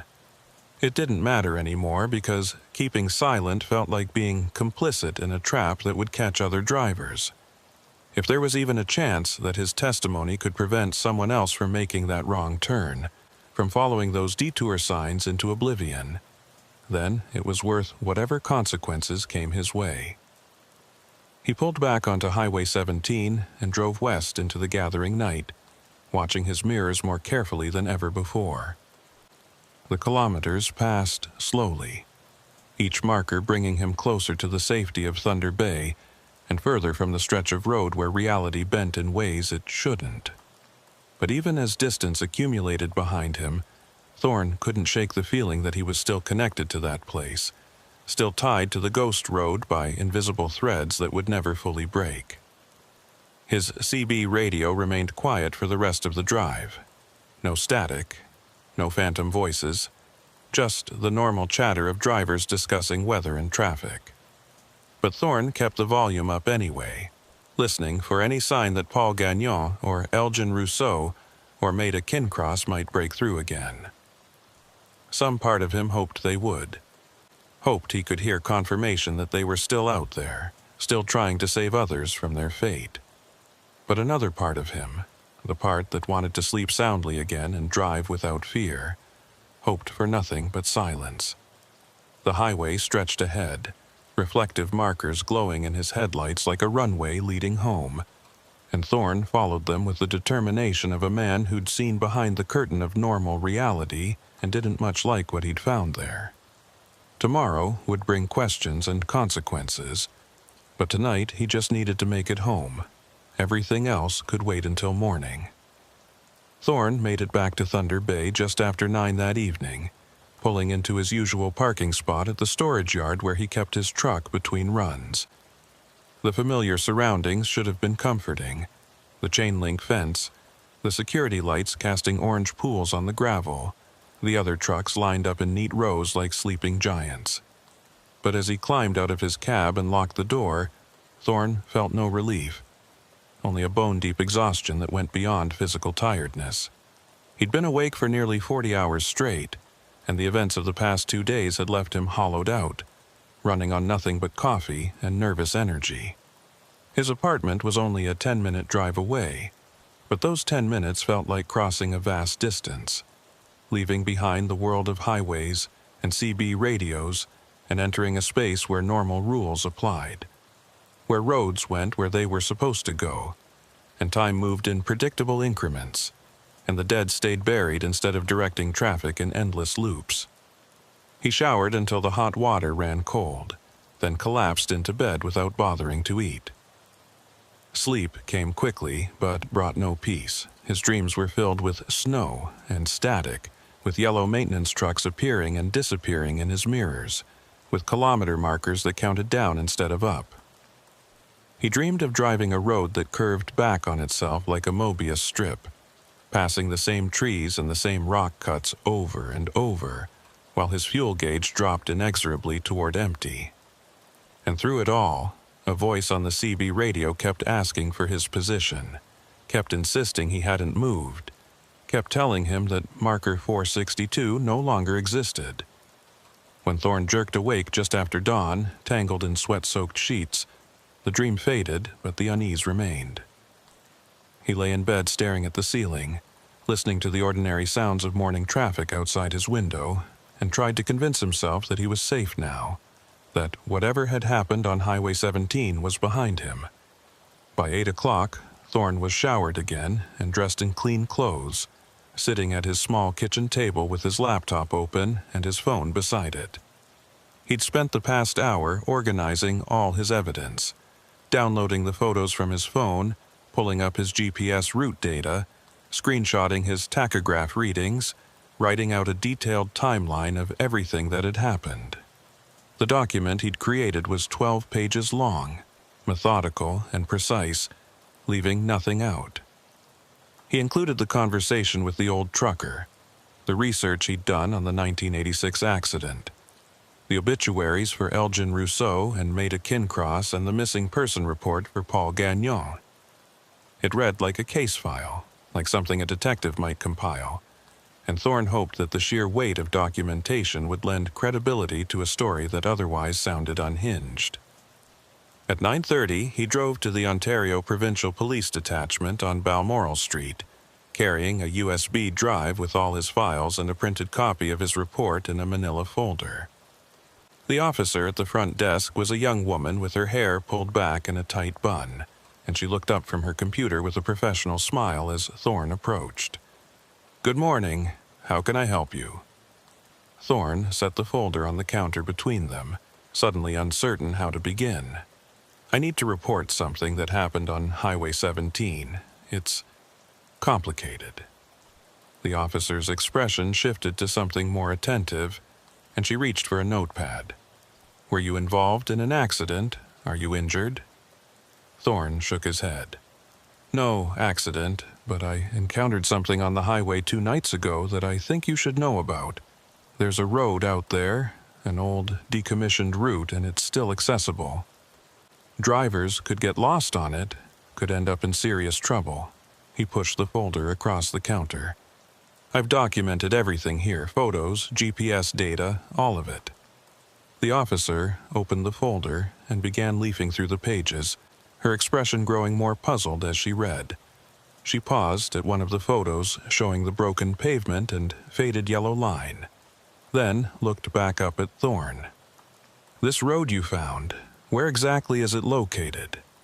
Thorne pulled out his phone and showed her the GPS map with his route highlighted. "It branches off Highway 17 at kilometer marker 487, about halfway between Nipigon and Wawa. It's not visible from the road, you have to know it's there. But there were detour signs directing traffic onto it during the storm 2 nights ago." The officer studied the map, zooming in and out, her frown deepening. "Sir, I'm showing Highway 17 as a straight run through that area. There's no junction at marker 487, no secondary roads." Thorne had expected this response, but it still frustrated him. "That's because it's decommissioned. It shows up in my GPS data as Route 17A, abandoned in 1987. But it's still there, still passable. And during that storm there were signs directing eastbound traffic onto it." The officer set down his phone and closed the folder, and Thorne could see the shift in her demeanor, from professional attention to polite skepticism. "Mr. Merriweather, I understand you had a difficult drive during the storm. Visibility was extremely poor that night, and several drivers reported disorientation. It's possible you took a wrong turn onto a logging road or a maintenance access route and got temporarily confused about your location." Thorne felt his jaw tighten. "I'm not confused. I'm an experienced driver. I know Highway 17 like the back of my hand. And what I'm telling you is that there's something wrong with that stretch of road. People have gone missing there. Paul Gagnon in 1986, and probably others since then. If you look into the records..." The officer held up a hand, her expression sympathetic but firm. "Sir, I appreciate you coming in, and I'll make sure this report is filed. But without evidence of an actual crime or immediate danger, there's not much we can do. If you're concerned about road safety, you should contact the Ministry of Transportation. They handle highway maintenance and signage." She pulled a business card from a holder on the desk and handed it to Thorne. "That's their regional office number. They'll be able to address your concerns about decommissioned roads and improper signage. Thorne took the card, knowing this was as far as he was going to get with the police.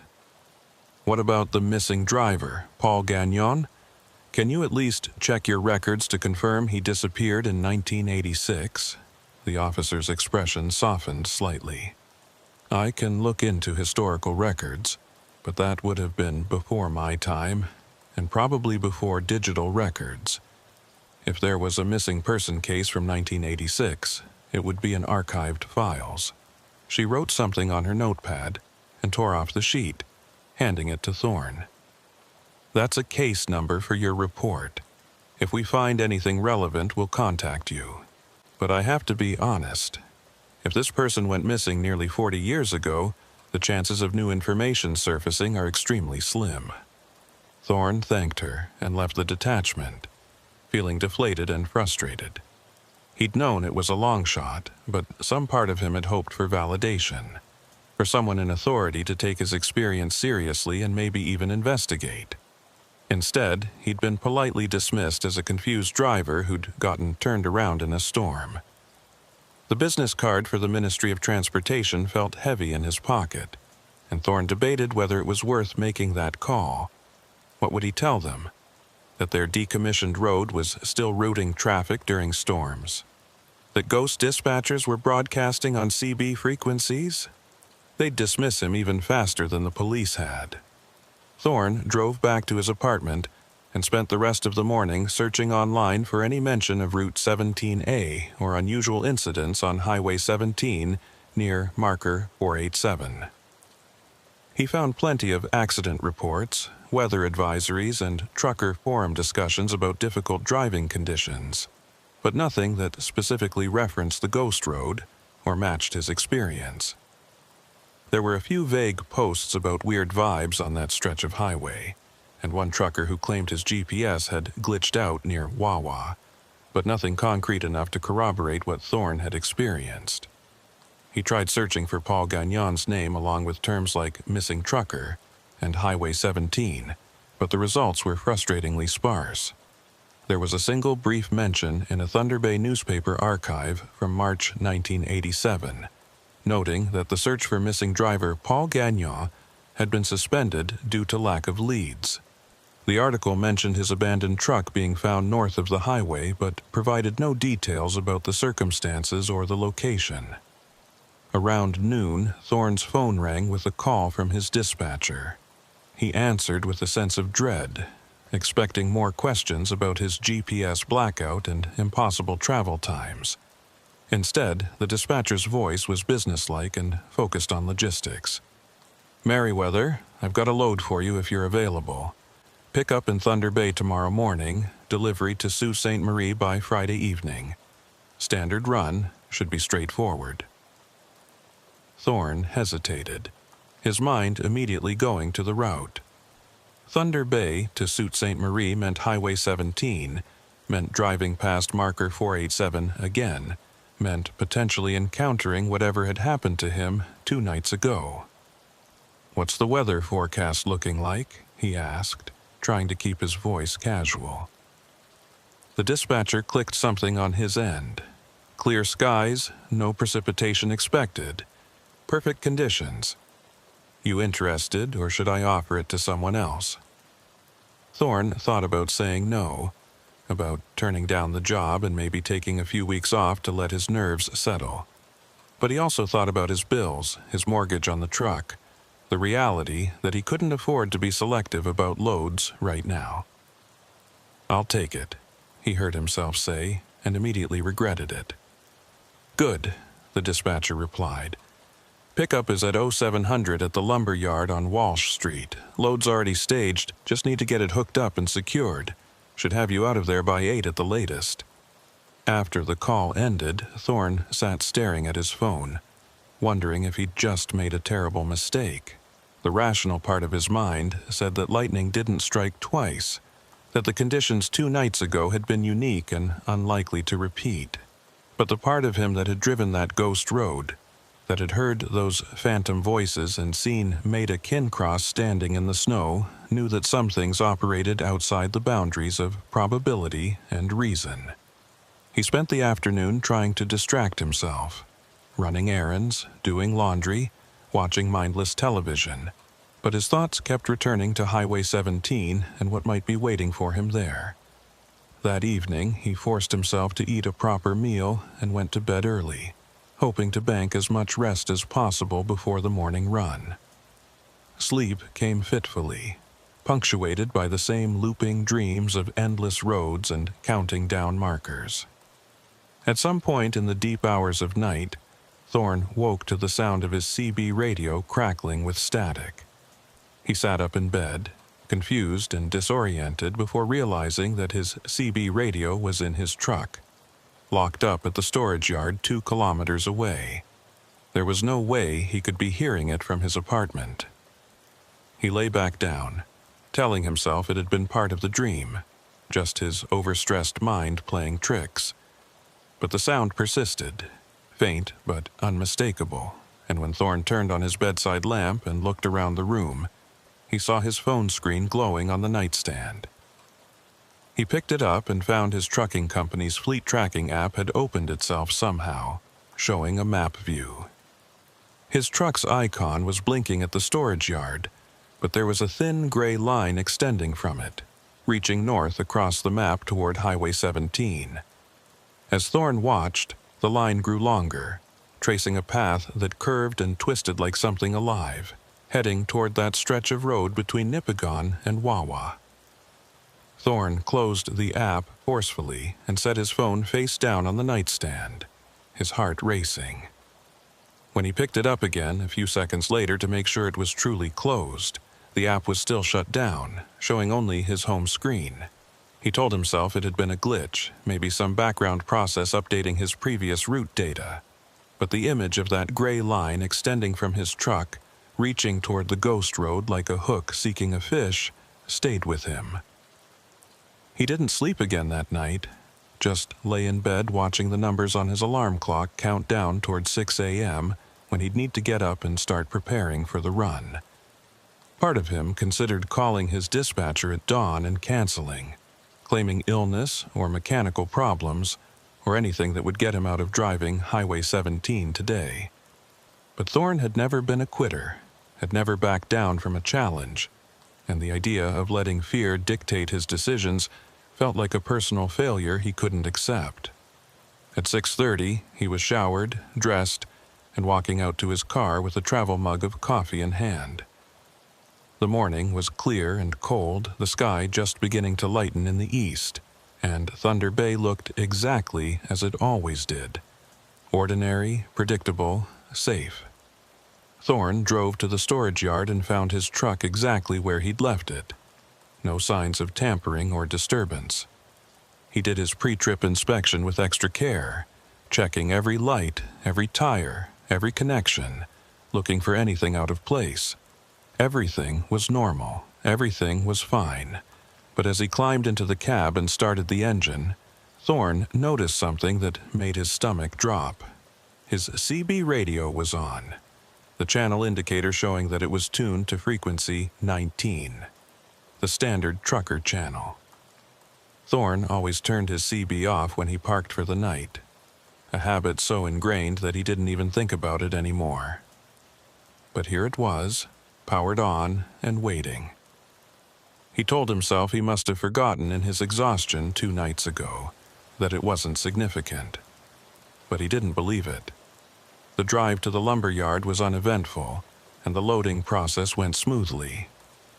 Thorne watched the forklift operators stack fresh-cut lumber onto his flatbed trailer, securing the load with chains and straps, and tried to focus on the familiar routine. By 8:15, he was pulling out of the yard and heading toward Highway 17, the sun now fully above the horizon, and painting the sky in shades of pink and gold. Traffic was light this early, mostly other commercial vehicles and a few commuters heading into the city for work. Thorne merged onto the Trans-Canada and settled into the right lane, keeping his speed moderate and his eyes on the road ahead. For the first 100 kilometers, nothing unusual happened. The highway unfurled exactly as it should, with markers counting up in regular sequence and towns appearing at their expected intervals. Thorne's CB picked up occasional chatter from other drivers, mundane conversations about weather and traffic and where to find the best coffee along the route. He began to relax slightly, allowing himself to think that maybe this run would be different, that maybe the ghost road only appeared during storms. But as he approached kilometer marker 450, Thorne's CB radio suddenly erupted with static. He reached over to adjust the squelch, but before he could touch it, a voice broke through. The dispatcher's voice. Elgin Rousseau's voice, just as clear as it had been 2 nights ago. All units, be advised that Highway 17 eastbound is experiencing adverse conditions between markers 460 and 490. Reduced visibility due to ground fog. Recommend reduced speed and increased following distance. Thorne's hands tightened on the wheel. There was no fog. The sky was crystal clear. Visibility was unlimited, and the highway department's electronic signs had shown no warnings or advisories when he'd passed them. He keyed his CB mic, his voice tight. "This is Merriweather eastbound at marker 452. I'm not seeing any fog conditions. Can you clarify the advisory?" The static intensified for a moment, and when Elgin Rousseau's voice came back, there was something different about it. A quality of awareness that hadn't been there before. "Merriweather, we've been trying to reach you. You need to turn back. The road ahead is closed." Thorne's mouth went dry. He looked in his mirrors, checking to see if other traffic was slowing or stopping, but the highway behind him was empty. "Closed for what reason?"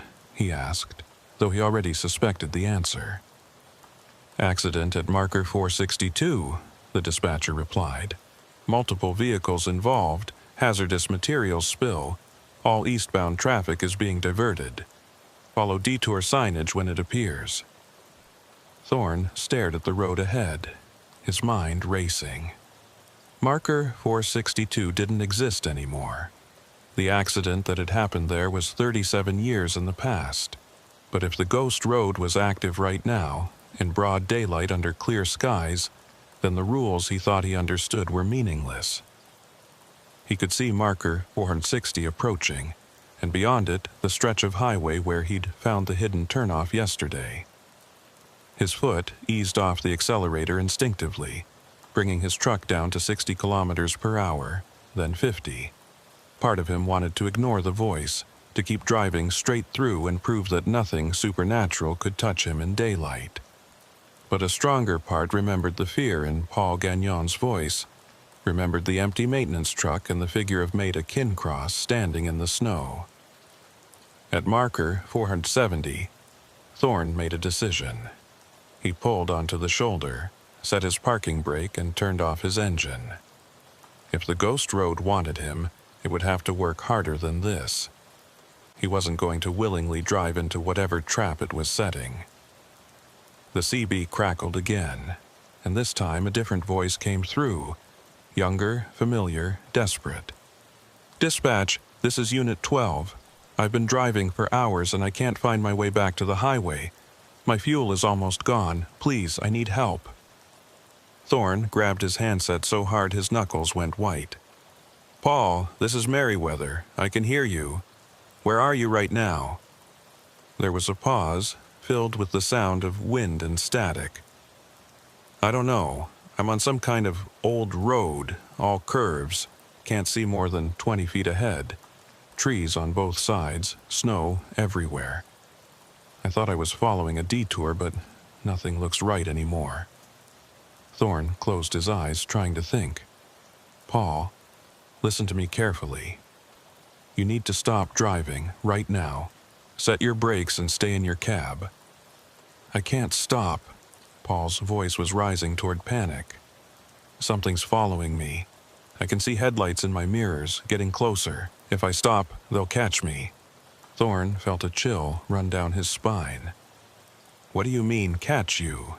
Who's following you?" But instead of Paul's voice, Elgin Rousseau's dispatcher tone cut back in. Unit 12, maintain your current speed and direction. You're approaching a safe egress point at marker 462. Do not deviate from the route. Thorne's eyes snapped open. No. Paul, don't listen to him. There is no marker 462. There is no safe egress. He's leading you deeper in. Static filled the channel for several long seconds, and when Paul's voice returned, it was quieter, resigned. I'm sorry. I don't know who to believe anymore. I just want to go home. The transmission cut off, and despite Thorne's repeated attempts to raise Paul on the CB, there was no response. Just the soft hiss of empty air and the occasional burst of atmospheric interference. Thorne sat in his parked truck, staring at the highway ahead and the stretch of road that might or might not contain a portal to something that shouldn't exist. His rational mind told him to start his engine, continue his delivery, and forget about phantom voices from dead men. But his conscience wouldn't let him abandon Paul Gagnon, even if Paul had been dead for 37 years. Even if every attempt to help only drew Thorne deeper into a mystery that had already consumed too many lives. He thought about the old trucker's warning, stay off that road, and he thought about his own experience 2 nights ago, how he'd followed the detour and emerged with missing time and impossible distances. What if he could do it again, but this time with intention? What if he could find Paul on that ghost road and guide him out somehow? The idea was insane, reckless, probably suicidal. But it was also the only thing Thorne could think of that might make a difference. He reached for his phone and opened a voice memo app, then pressed record. My name is Thorne Merriweather. Today is Wednesday, November 13th, 2025, and I'm parked on Highway 17 at kilometer marker 470. I'm about to do something that probably makes no sense, but I need to document it in case I don't come back the way I'm supposed to. He paused, gathering his thoughts. 2 nights ago, I encountered what I believe is a temporal loop, or some kind of geographic anomaly on this highway. A decommissioned road called Route 17A that still exists in some form, trapping the echoes of people who died in a 1986 accident. I've heard their voices on my CB, I've seen physical evidence of their presence, and I can't explain it with any rational framework. But I also can't ignore it. Thorne took a breath. If something happens to me, if my truck is found abandoned, or if I disappear, I need people to know that I've made this choice voluntarily. I'm going to attempt to drive Route 17A again, to find a driver named Paul Gagnon who went missing in 1986, and to see if there's any way to break the loop or help him escape. I don't know if it's possible. I don't even know if it makes sense. But I have to try. He ended the recording and emailed the file to himself, to his dispatcher, and to the OPP detective whose business card he still had. Then he started his engine and pulled back onto the highway, heading east toward marker 487 and whatever waited there. As he approached the spot where he'd found the hidden road, Thorne's CB came alive with multiple voices overlapping.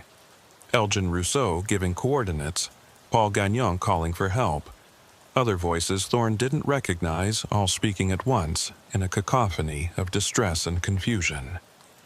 He slowed his truck to a crawl, scanning the shoulder for the orange detour signs he'd seen 2 nights ago. And there they were, appearing as if they'd been there all along. Big, reflective arrows pointing right into the trees, with text that read, "Temporary detour. Follow signs." Thorne's hands were shaking as he turned his wheel, feeling his truck leave the pavement of Highway 17 and crunch over the snowbank onto the broken asphalt of Route 17A. The transition was just as jarring as it had been before.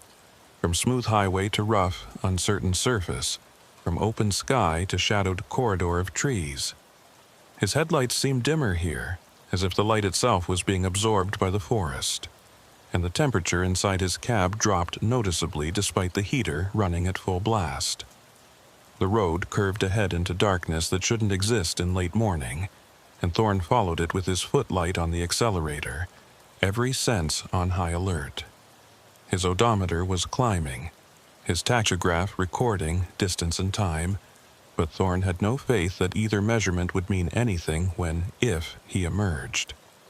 The CB continued to crackle with voices, and Thorne tried repeatedly to raise Paul, to establish clear communication, but the responses he got were fragmented and unclear. He drove for what felt like hours, but might have been minutes, past trees that all looked identical, over frost heaves and potholes that appeared without warning. His GPS showed no position data, just a blank screen with a loading icon. His phone had no signal. He was completely isolated, suspended in a space that existed between one moment and the next, 1 mile and the next, with no guarantee that the rules he'd relied on his entire life still applied. And then, ahead in the murk and shadow, Thorne saw something that made him hit his brakes. A truck parked at the side of the road with its 4 ways blinking weakly. The design was old, maybe 1980s vintage, with a squared-off cab and faded paint that might have once been blue. Thorne pulled up behind it and set his own parking brake, his heart hammering in his chest.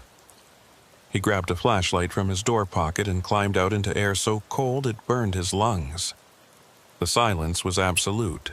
No wind, no bird calls, no sound of his own truck's engine even though he'd left it running. Thorne approached the parked truck cautiously, playing his flashlight beam over its exterior. The license plate was dated 1986, and the name painted on the door read Northern Ontario Transport Services. Thorne's breath caught. This was Paul Gagnon's truck. This was where he'd stopped, where he'd run out of fuel or hope or both, and where he'd somehow ceased to exist in any meaningful way. Thorne moved to the driver's side and shined his light through the window. The cab was empty, but there were signs of recent occupation. A coffee thermos on the dash, a logbook open on the passenger seat, a jacket draped over the steering wheel. Thorne tried the door handle and found it unlocked. He climbed up into the cab, moving carefully, feeling like he was disturbing a shrine or a crime scene. The logbook was filled with entries in neat handwriting, the last one dated November 22nd, 1986. 22:30 hours, following detour around accident scene, visibility 0, fuel at quarter tank, will update at next marker. There were no further entries after that line, just blank pages waiting for updates that never came. Thorne picked up the jacket and found a wallet in the inside pocket. He opened it and saw a driver's license with a photo of a young man, maybe 25 years old, with dark hair and an uncertain smile. Paul Gagnon, the license read. Date of birth, April 3rd, 1961. Thorne stood in that silent cab holding the wallet of a man who'd been missing for 37 years, and the weight of it was almost too much to bear. He'd been right. The ghost road was real. The loop was real. And Paul Gagnon had been trapped here for longer than Thorne had been alive.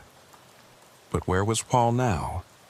If his truck was here, empty and abandoned, where had the man himself gone? Thorne climbed back down and walked around the vehicle, shining his flashlight on the ground. There were footprints in the snow, old ones that looked like they'd been there for decades, leading away from the truck and deeper into the forest. Against every instinct of self-preservation, Thorne followed them. The prints led about 50 feet into the trees before stopping at a spot where the snow was disturbed and churned up, as if someone had paced back and forth there for a long time. And beyond that spot, nothing. No continuing prints, no sign of where Paul had gone next. Just virgin snow and silent trees. Thorne stood in that clearing, his flashlight beam cutting through the darkness, and realized with sinking certainty that he couldn't save Paul Gagnon. No one could.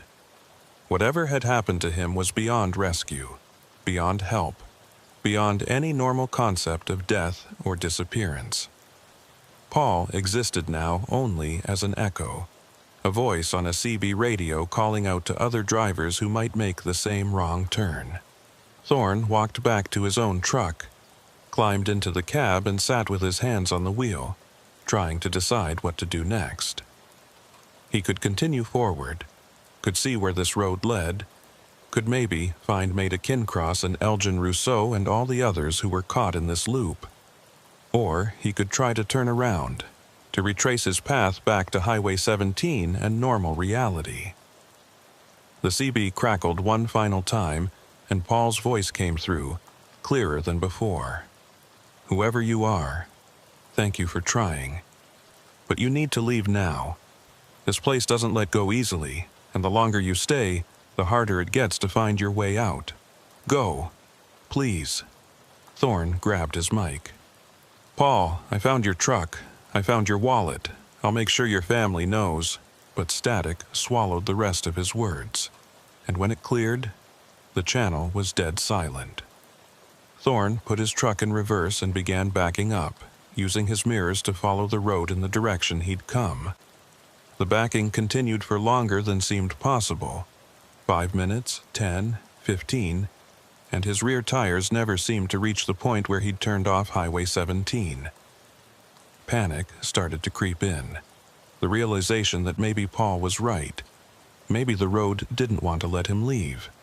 Thorne stopped backing up and pulled forward again, this time driving faster, following the curves with reckless abandon, not caring anymore about the condition of the road or the darkness or anything except getting out. And then, without warning or transition, he was back. Highway 17 stretched ahead in full daylight, real and solid and blessedly normal. Thorne's GPS flickered to life, showing his position at kilometer marker 520, 33 kilometers past where he'd turned onto Route 17A. His phone suddenly had the signal again, messages and notifications flooding in all at once. And his dashboard clock showed 3:47 p.m. Nearly 6 hours had passed since he'd pulled onto the shoulder at marker 470. Thorne pulled into the first rest stop he could find and just sat there, shaking and trying to process what had happened. His tachograph showed him driving continuously for the past 6 hours, covering the distance from marker 470 to 520 multiple times over, his route traced as impossible loops and switchbacks. His fuel gauge had dropped by over a quarter tank despite the relatively short distance covered on the highway, and when he checked his mirrors, he saw gray road dust covering his trailer and cab, dust that shouldn't be there after driving on modern paved highway. Thorne grabbed his phone and opened the voice memo app, hitting record with trembling fingers. Addendum to my previous recording. I drove Route 17A again. I found Paul Gagnon's truck, empty, abandoned. Found his wallet, his logbook, his last entry from 1986. I couldn't save him. I couldn't help him. He told me to leave, and I did, but I don't know if I actually got out or if I'm still in there somehow. I don't know what's real anymore. The road took 6 hours of my time, a quarter tank of fuel, and I have nothing to show for it except more questions. He ended the recording and sat in silence, listening to the normal sounds of the rest stop. Cars coming and going, families talking, the distant beep of a truck backing up. All of it felt surreal, like a movie playing on a screen rather than actual reality. Thorne eventually started his engine and continued to Sault Ste. Marie, completed his delivery, and drove back to Thunder Bay in a state of numb autopilot. When he finally made it home 3 days later, he found an email from the OPP detective he'd sent his voice memos to. The message was brief and professionally polite. Mr. Merriweather, thank you for your report. After reviewing your documentation and the information provided, we have no evidence of criminal activity or public safety concerns that would warrant further investigation. The route anomaly you described appears to be related to GPS mapping errors. We recommend you report these technical issues to your fleet management company. Case closed. No mention of Paul Gagnon, no acknowledgement of the historical accident, no recognition that Thorne had documented something genuinely inexplicable. Thorne never took another load that required him to drive Highway 17 between Nipigon and Wawa. He requested route changes, accepted longer trips that went around the area, and when asked why, he simply said he preferred other routes. His company noted it in his file but didn't push the issue. Other drivers continued to haul that stretch of highway without incident, and life went on as it always had. But sometimes, late at night when Thorne couldn't sleep, he'd turn on his old CB radio at home and scan through channels, listening for voices that shouldn't exist. And once, about 3 months after his experience on Route 17A, he heard it. Elgin Rousseau calling out coordinates, Paul Gagnon responding in panic, the whole sequence playing out exactly as it had before. Thorne listened until the transmission ended, then turned off his radio and sat in the dark, knowing that somewhere out there in the endless snow and shadow, the loop continued. The dead kept directing traffic, the lost kept driving, and Highway 17 kept its secrets buried under broken asphalt and historical markers that no longer existed. And Thorne carried his own secret too, the knowledge that some roads don't just take you from one place to another. They take you outside of place entirely, into spaces between moments where time runs backward and forward simultaneously, where the past never quite stays buried, and where drivers who make one wrong turn might never find their way home. Years later, when Thorne finally retired from trucking, he wrote everything down in a private journal that he kept in a locked drawer. He titled it The Ghost Road, A True Account, and included every detail he could remember, every piece of evidence he'd collected, every voice he'd heard on those dark broadcasts. He never published it, never showed it to anyone, but he kept it as insurance against forgetting, against convincing himself that it had all been stress or hallucination or some elaborate malfunction of his equipment and mind. Because Thorne knew, with the certainty that comes from lived experience rather than belief, that Route 17A was still out there, still waiting in the margins of Highway 17 for the right conditions and the wrong driver.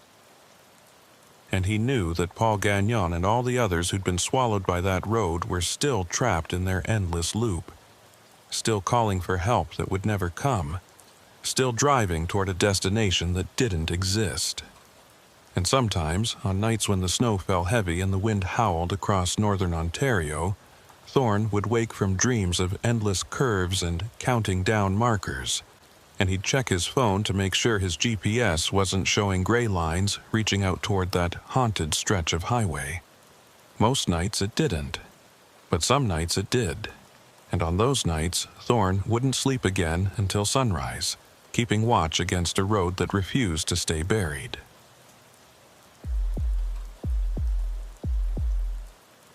Cormac Vale had been driving across the Saskatchewan prairies for 6 straight hours when his fuel warning light blinked on, a small orange icon that felt like an accusation in the gathering dusk.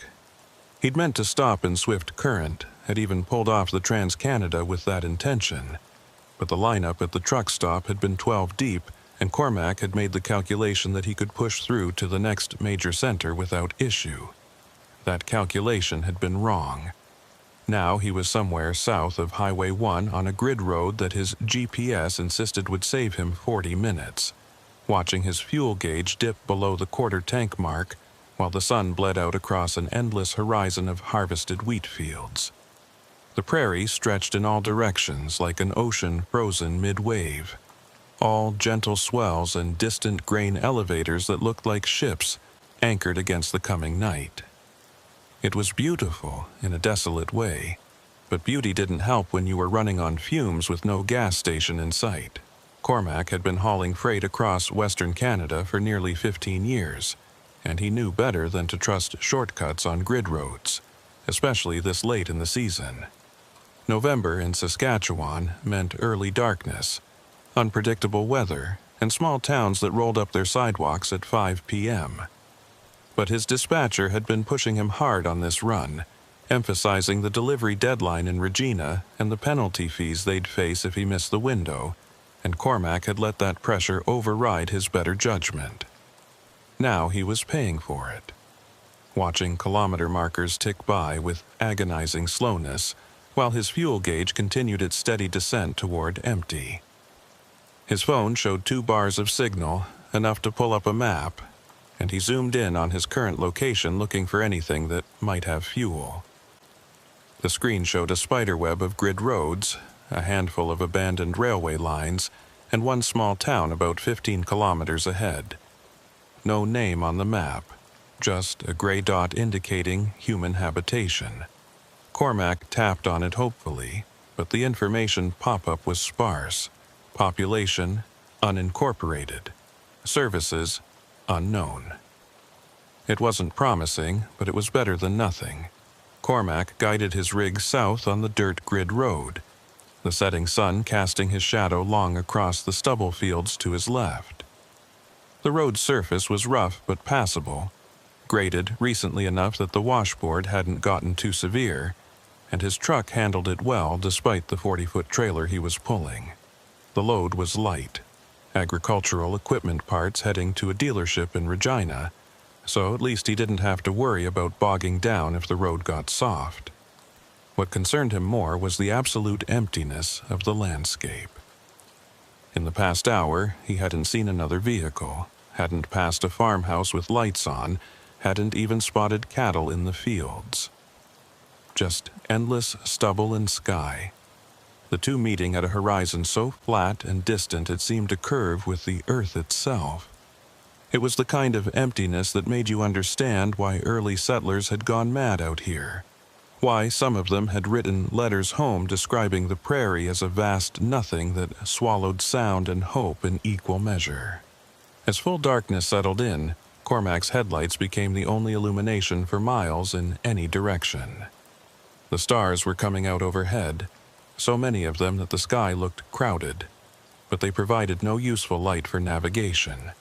His fuel gauge had dropped to the red zone now, maybe 30 kilometers of range left if he was lucky, and Cormac found himself unconsciously easing off the throttle to conserve every drop.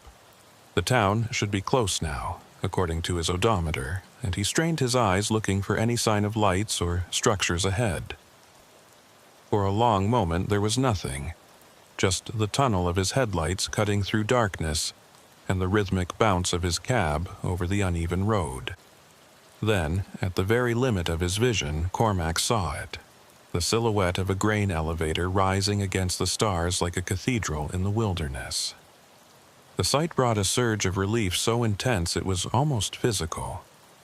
Where there was a grain elevator, there was usually a town, and where there was a town, there was usually fuel. Or at least there had been, once upon a time.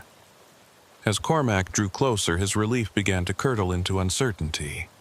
The grain elevator was definitely there. A massive wooden structure that must have been 40 or 50 feet tall. But there were no lights around it. No street lamps, no illuminated signs, no glow of windows from nearby buildings. The elevator itself looked dark and abandoned, its paint peeling away in long strips that fluttered in the wind like dead skin. Cormac downshifted as he reached what must have been the town's main street.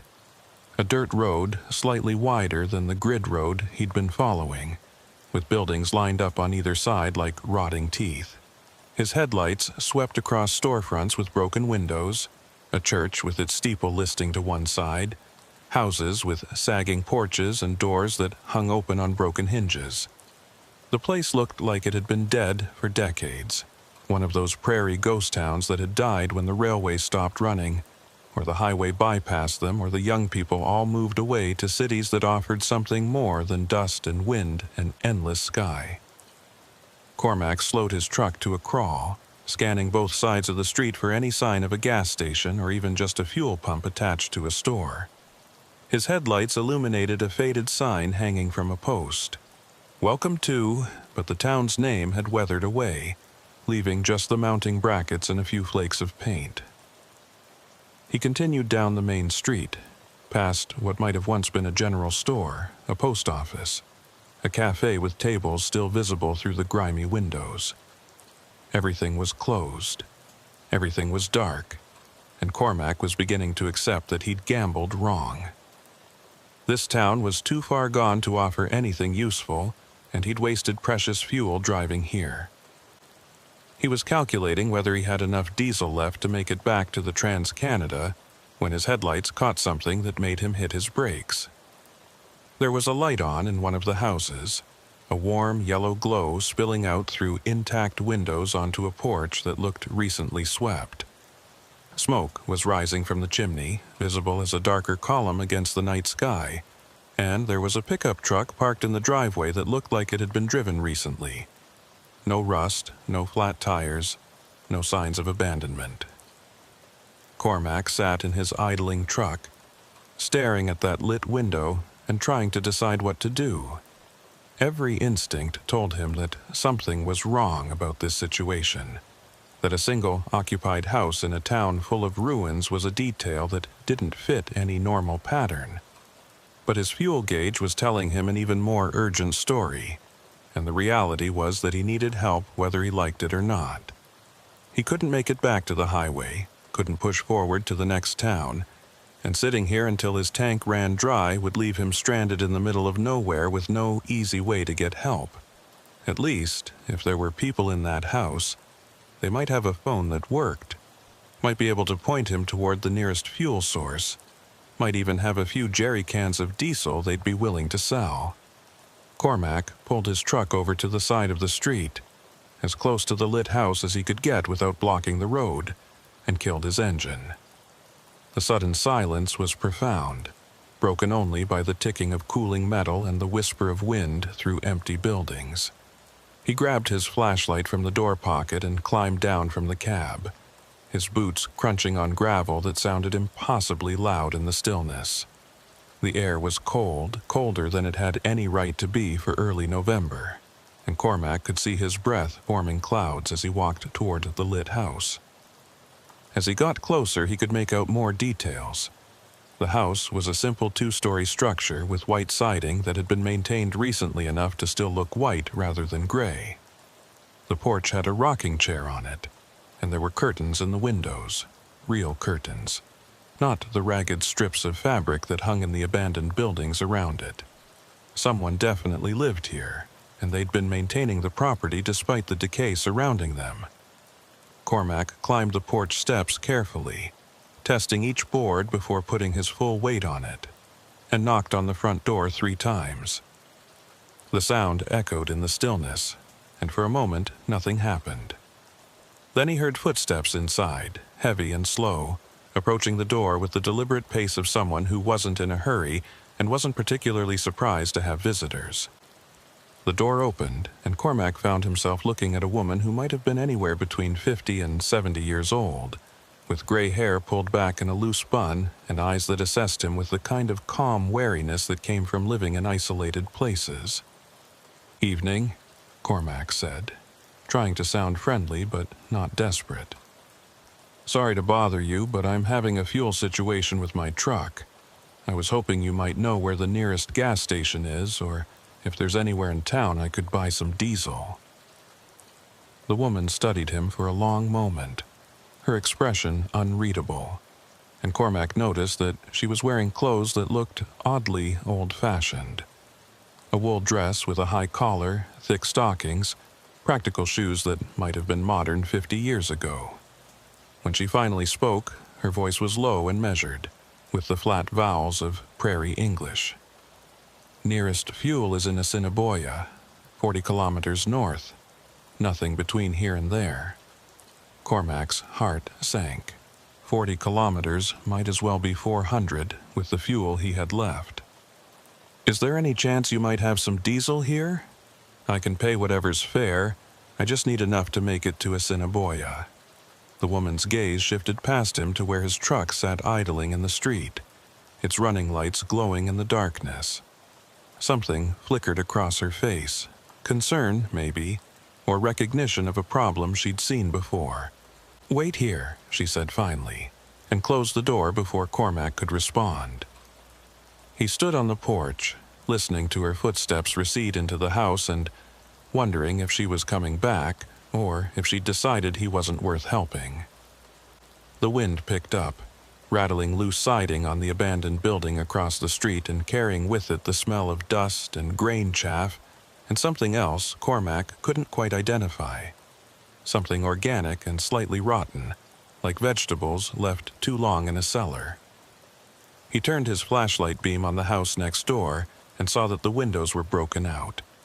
The interior visible as a dark cavity full of furniture that had been picked over by weather and animals.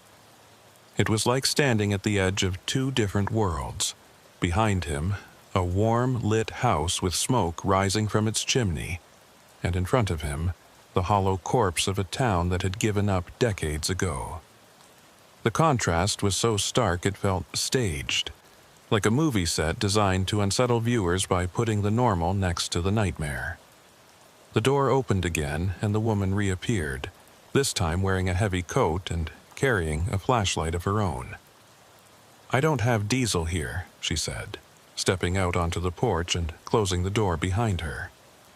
"But there's a fuel pump at the old co-op building, about 2 blocks down. Still has diesel in the underground tank, but it's been there a while. Might work, might not." Cormac felt a flicker of hope.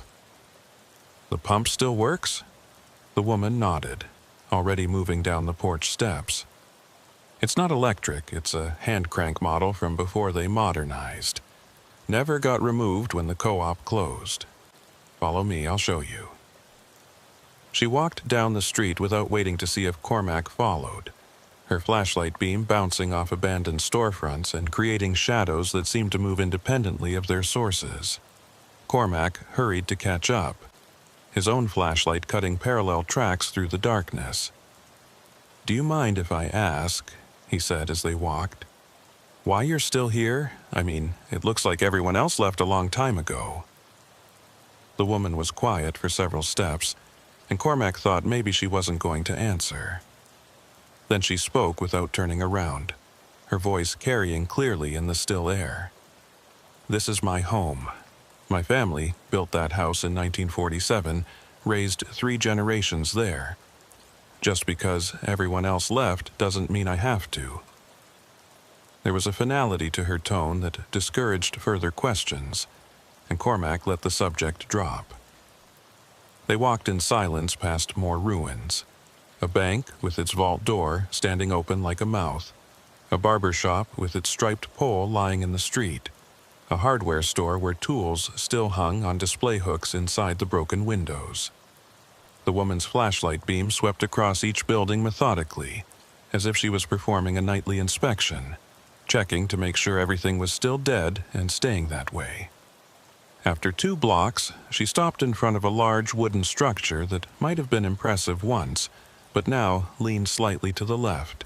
Its loading dock collapsed and its walls covered in graffiti, so old it had weathered to the same gray as the wood beneath. "This is it," the woman said, pointing her flashlight at a metal box mounted on the side of the building. "Pump's in there. Tank access is around back." Cormac approached the metal box and found a rusted padlock holding it shut. He tugged on it experimentally, but the lock held firm despite its appearance.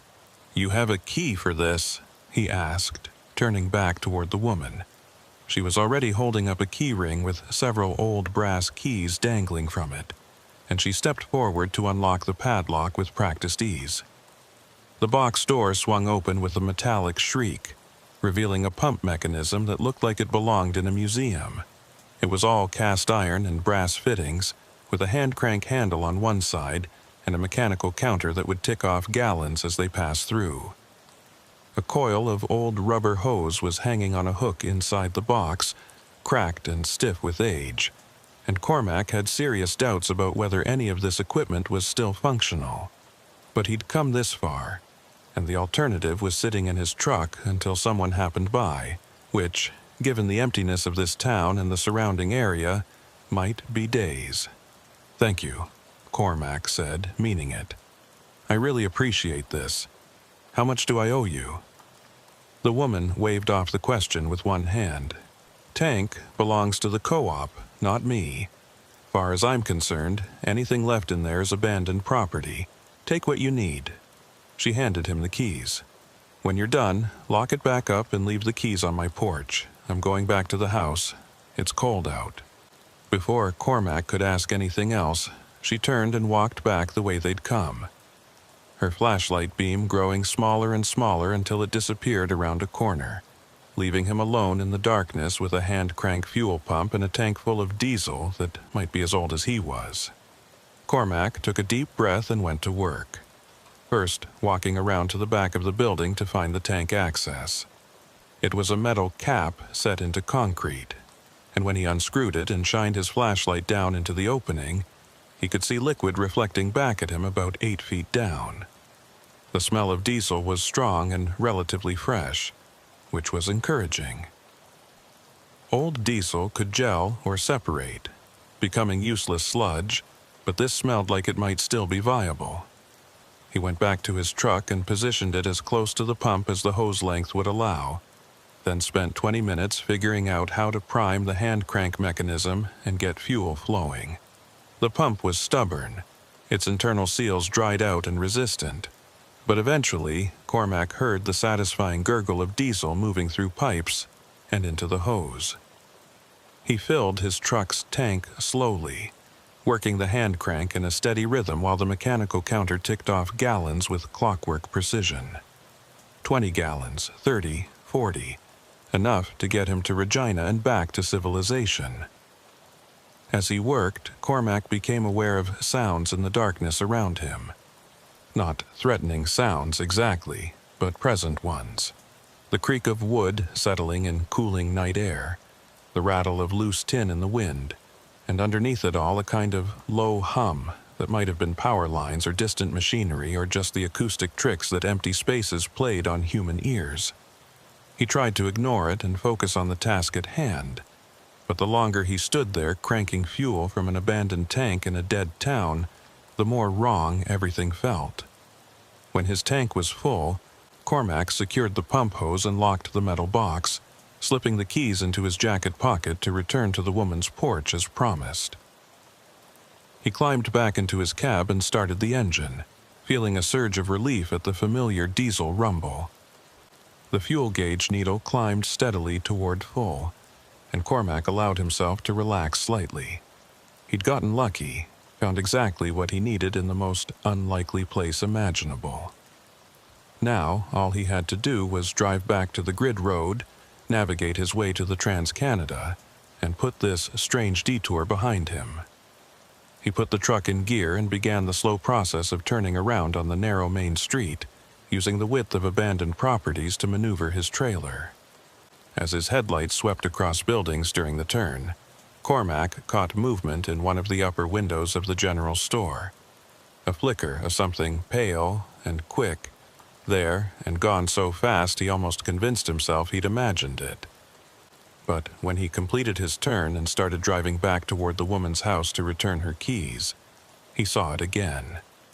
This time in the doorway of the church. A figure, tall and thin, watching his truck pass. No features visible, just a silhouette darker than the shadows around it. Cormac's hands tightened on the steering wheel and he pressed slightly harder on the accelerator, eager now to complete his business and leave this town behind. He pulled up in front of the lit house and killed his engine, intending to make this quick, just drop the keys on the porch and go. But as he approached the house, he noticed something that stopped him cold. There were footprints in the dust of the porch, lots of them, far more than could be explained by the woman's single trip out to show him the fuel pump. The prints overlapped and crossed each other, some fresh and some older, creating a pattern that suggested multiple people coming and going regularly. But every other house on this street was abandoned, every other building dark and empty. Unless the woman had visitors from outside the town, which seemed unlikely given the isolation, these prints made no sense. Cormac set the keys on the porch railing as instructed and took a step back. his eyes scanning the windows of the house for any movement inside. The curtains were drawn now, where before they'd been open, and the light that spilled through them seemed different somehow, colder, less welcoming. He returned to his truck quickly, not quite running but moving faster than a casual walk, and climbed back into the safety of his cab. The door lock clicked down with a sound that was deeply reassuring, and Cormac started the engine without allowing himself to look back at the house. He drove slowly through the dead town, his headlights illuminating empty buildings and overgrown yards, and with every passing moment he felt a growing conviction that he'd missed something important, that there had been details in the periphery of his awareness that he should have paid closer attention to. The woman's old-fashioned clothes, the single-lit house in a town of ruins, the footprints on the porch that didn't match her story of living alone. All of it pointed towards something that didn't add up. But Cormac couldn't quite put his finger on what bothered him most, couldn't articulate the wrongness that had settled into his bones like cold weather. He reached the edge of town and turned north onto the grid road that would take him back toward the Trans-Canada, and only when the lights of the town had disappeared completely behind him did he allow himself to breathe normally again. His phone, which had shown 2 bars of signal when he'd arrived, now showed none at all. No signal, no data, just the emergency calls only message that meant he was truly isolated out here on the prairie. Cormac tried not to let that bother him. Cell coverage was spotty in rural Saskatchewan, and it was entirely normal to lose signal on grid roads between towns. But combined with everything else he'd experienced, the loss of connectivity felt like another small wrongness added to the growing pile. He drove for 20 minutes, following the grid road north through darkness so complete that his headlights seemed to create reality rather than just illuminate it. The road's surface had deteriorated since he'd driven south earlier, or maybe he was just more aware of the washboard and potholes now that his mind wasn't focused entirely on finding fuel. His trailer bounced and rattled behind him, and Cormac found himself gripping the wheel tighter than necessary, his shoulders bunched with tension.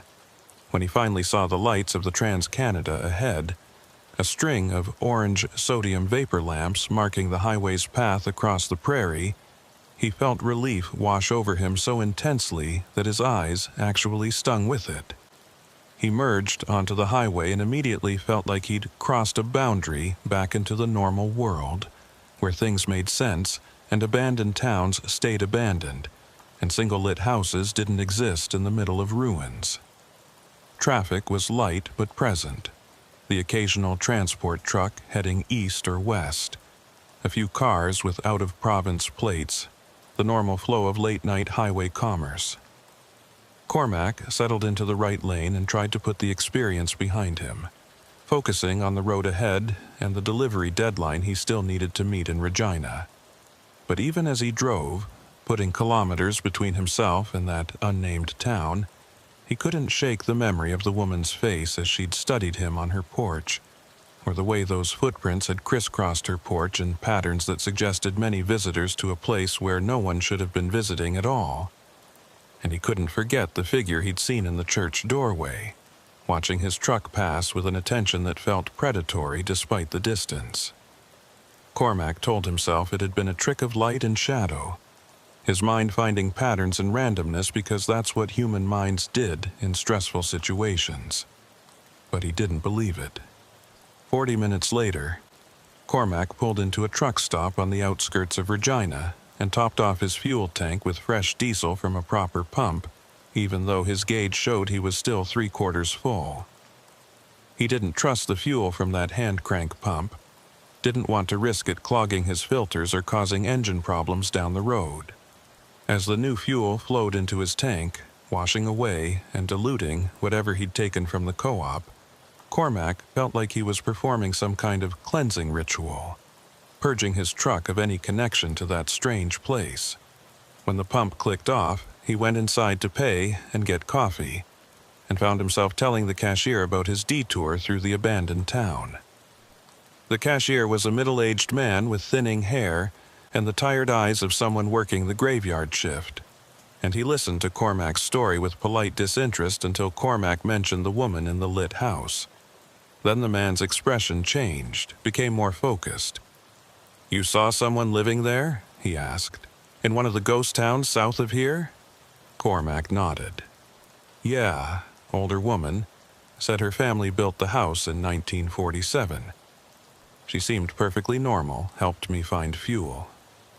The cashier was quiet for a moment, then shook his head slowly. "That's strange. I've been working this stop for 20 years. Heard stories about most of the abandoned towns in this area. Some of them do have squatters sometimes, drifters passing through, but it's rare for anyone to stay long term. Too isolated, no services, no reason to be there." He rang up Cormac's purchase and handed back his credit card. "Which town was it? Do you remember the name?" Cormac shrugged.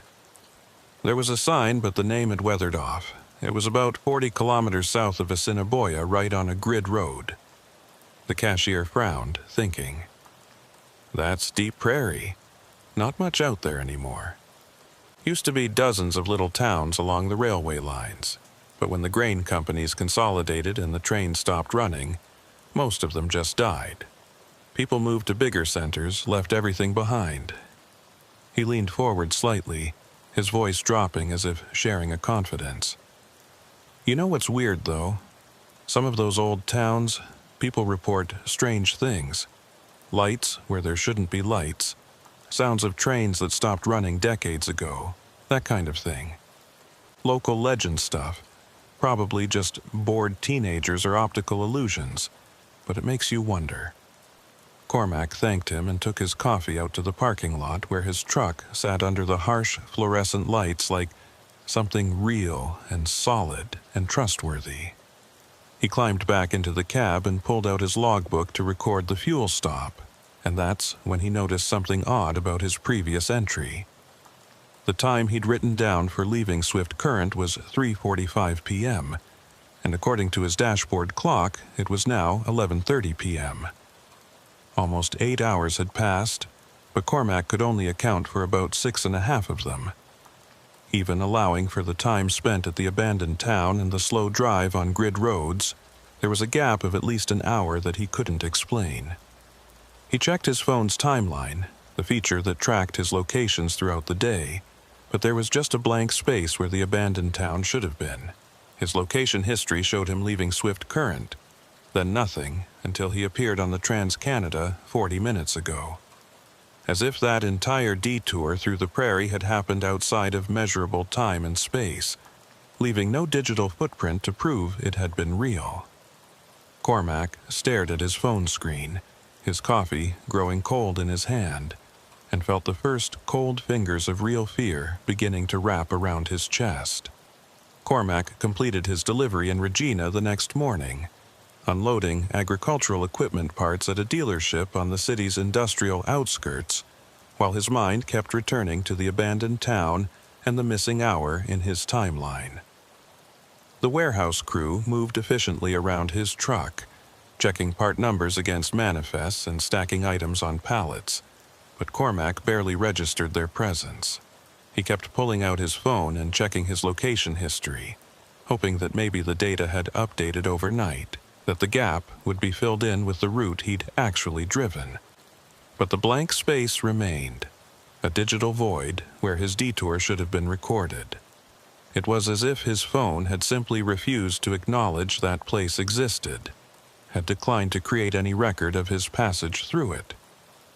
Cormac had heard about dead zones where cell towers couldn't reach, but he'd never experienced one that completely erased his location data rather than just pausing it. The distinction felt significant, though he couldn't articulate exactly why. After the delivery paperwork was signed and his trailer was empty, Cormac drove to a truck stop on the Trans-Canada and parked in a spot where he could see the highway stretching away in both directions. He needed to make a decision about his return route, and the choice felt heavier than it should have. His dispatcher had already sent him the details for his next load, a pickup in swift current that needed to be in Winnipeg by the end of the week. The logical route would take him back west on the Trans-Canada, and if he wanted to investigate the abandoned town again, he could easily take the same grid road detour he'd used yesterday. Part of him wanted to do exactly that, wanted to drive back there in daylight and photograph everything, to prove to himself that the place was real and collect evidence that might explain the strangeness he'd experienced. But another part of him, the part that had seen the figure in the church doorway and felt the wrongness of those overlapping footprints, wanted nothing more than to stay on the main highway and never think about that town again. Cormac opened his laptop and pulled up satellite imagery of the area, zooming in on the grid roads south of Assiniboia. The satellite view showed exactly what he'd expect: a network of dirt roads cutting through agricultural land in perfect north-south, east-west grids. He could see abandoned farmsteads here and there, their buildings reduced to gray rectangles in the overhead view, and several towns that looked deceased from orbit. But when he tried to pinpoint the exact location where he'd turned off the grid road, where that town with the single lit house should have been, the imagery became strangely degraded. The resolution dropped dramatically, becoming pixelated and blurred, as if the satellite had malfunctioned while passing over that particular section of prairie. Cormac tried zooming in and out, refreshing the map data, even switching to different satellite providers, but the blur remained constant. It was a roughly circular area, maybe 2 kilometers in diameter, and within that circle he could make out the vague shape of what might be buildings, but no clear details. Just gray smudges that could have been anything. He sat back in his driver's seat and rubbed his eyes, trying to think through the situation logically. There were several possible explanations for what he'd experienced. The most mundane was that he'd simply lost track of time due to fatigue and stress, that the woman in the lit house had been real but unremarkable, and that his phone's GPS had glitched in a way that coincidentally erased his location data. The satellite imagery blur could be explained by cloud cover at the time the images were captured, or by deliberate degradation if the area fell under some kind of security restriction, though what would require security restrictions on empty prairie, Cormac couldn't imagine. But taken together, all these mundane explanations required an unlikely coincidence of separate technical failures and human errors. The alternative explanation was that something genuinely strange existed in that town, something that affected electronic devices and created gaps in recorded data. Something that could exist in a state between abandoned and occupied, dead and alive, present and absent. That explanation felt insane, like the plot of a horror movie rather than something that could happen to an experienced trucker on a routine delivery run. And yet Cormac couldn't dismiss it entirely, because he'd been there, had felt the wrongness with his own senses rather than just through the mediation of technology. His phone rang, breaking his spiral of thoughts, and Cormac saw his dispatcher's number on the screen. He answered on the second ring, trying to sound more alert than he felt. "Vale here." His dispatcher's voice came through with its usual brisk efficiency. "Cormac, just confirming you're clear for the swift current pickup. They're expecting you tomorrow morning between 8 and 10. Load's already staged. Should be a quick turnaround." Cormac hesitated, then asked, "What's the fastest road from Regina to Swift Current? I had some delays yesterday, and I want to make sure I build in enough buffer time." His dispatcher clicked something on his end, probably pulling up routing software. "Straight shot west on the Trans-Canada, about 240 kilometers. Road conditions are good, no construction delays reported. You should make it in under 3 hours easy." Another pause, then his dispatcher's voice took on a slightly different tone, more personal than professional. "Everything okay out there? Your GPS tracker showed some weird behavior yesterday afternoon, like you were off route for a while, but the signal was intermittent." Cormac chose his words carefully. "Yeah, I took a detour to find fuel. Cell coverage was spotty, so the tracker probably lost me for a bit. It wasn't exactly a lie, but it wasn't the whole truth either. His dispatcher seemed satisfied with the explanation. No problem, just wanted to make sure you weren't having equipment issues. See you on the tracking board tomorrow. After the call ended, Cormac sat with his phone in his hand, staring at the blank screen and thinking about what his dispatcher had said. The GPS tracker had shown intermittent signal, which meant it hadn't gone completely dead. It had been cutting in and out, catching fragments of his location but not enough to build a continuous route. That was different from his phone's behavior, which had simply created a void in his location history. Two different systems, two different types of failure, both occurring at the same time and place. The coincidence bothered him more than he wanted to admit. He decided to search online for information about the abandoned towns in that area, to see if anyone else had reported strange experiences or unexplained phenomena. The search results were frustratingly vague. There were historical societies that documented Saskatchewan's ghost towns, complete with photos and stories about why each community had died, but nothing about ongoing strangeness. A few urban exploration blogs featured photos of abandoned grain elevators and collapsed buildings, but the bloggers treated them as purely historical subjects rather than places where anything unusual still occurred. Cormac did find one discussion thread on a trucker forum where someone had mentioned weird vibes on certain grid roads, but the responses had been mostly jokes and skepticism. One comment stood out, though, posted by a user with the handle Prairie Holler 87. I've driven past some of those old towns late at night, and I swear sometimes you can see lights where there shouldn't be any. Not like car lights or stars, but window lights, like someone's home. But if you stop and check it out, everything's dark and empty. I think it's some kind of optical illusion, maybe reflections from distant farmsteads, but it's definitely eerie. The post was 3 years old, and when Cormac tried to click on the user's profile to see if they'd written anything else about it, he found the account had been deleted. Cormac spent the rest of the day trying to distract himself with mundane tasks, eating a proper meal at the truck stop restaurant, doing laundry at the coin-op machines, catching up on paperwork and maintenance logs, but his mind kept returning to the abandoned town and the questions that surrounded it. By evening, he'd made his decision. Tomorrow, after picking up his load in Swift Current, he would take the same grid road south and find that town again. This time, he'd be prepared. He'd bring extra flashlights, a proper camera instead of just his phone, maybe even a handheld GPS unit that wouldn't rely on cell towers.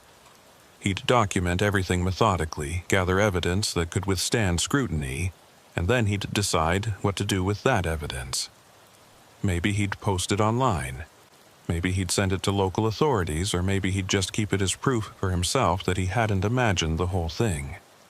The important thing was to go back while his memory was still fresh, before time and doubt could erode the details into something unreliable.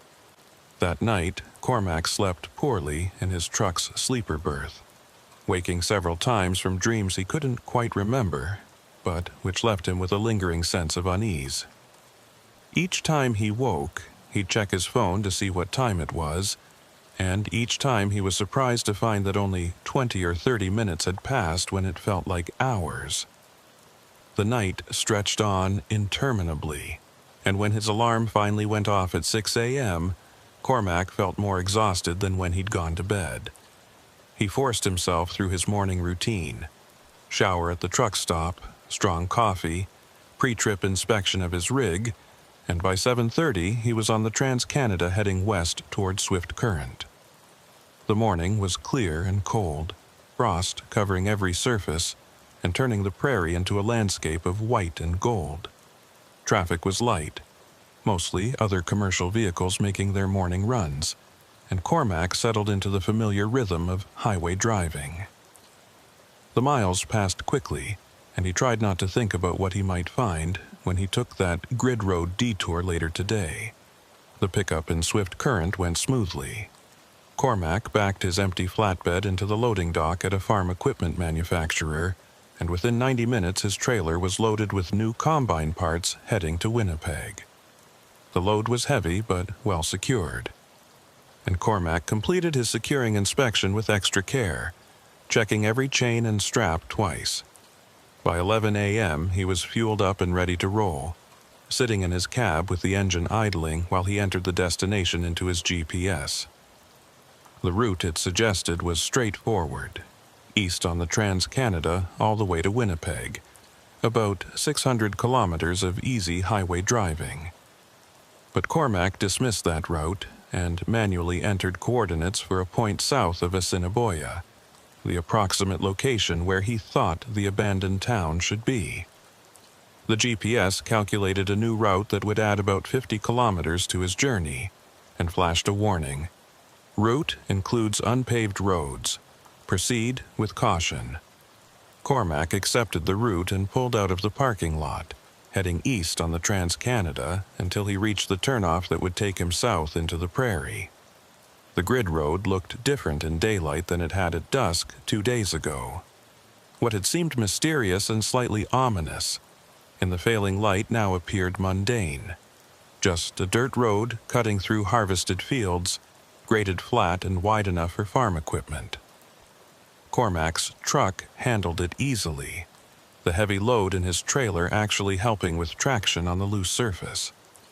He drove south for 30 kilometers, watching his odometer and comparing his position to his mental map of where the town should be.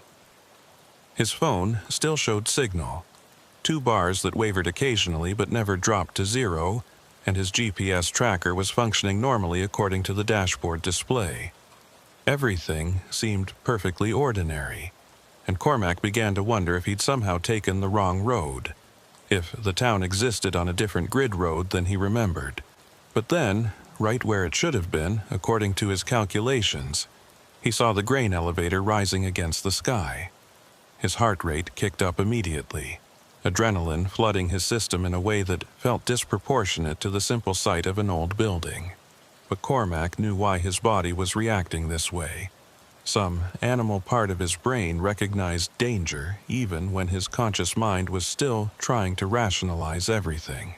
He slowed his truck as he approached the town, and in daylight he could see details that had been obscured by darkness before. The grain elevator was even more deteriorated than he'd realized, its wooden walls warped and splitting. Several windows on the upper level shattered completely. The paint that had once identified the grain company was almost entirely gone, leaving just ghost letters that spelled out something like Nighty Co-op.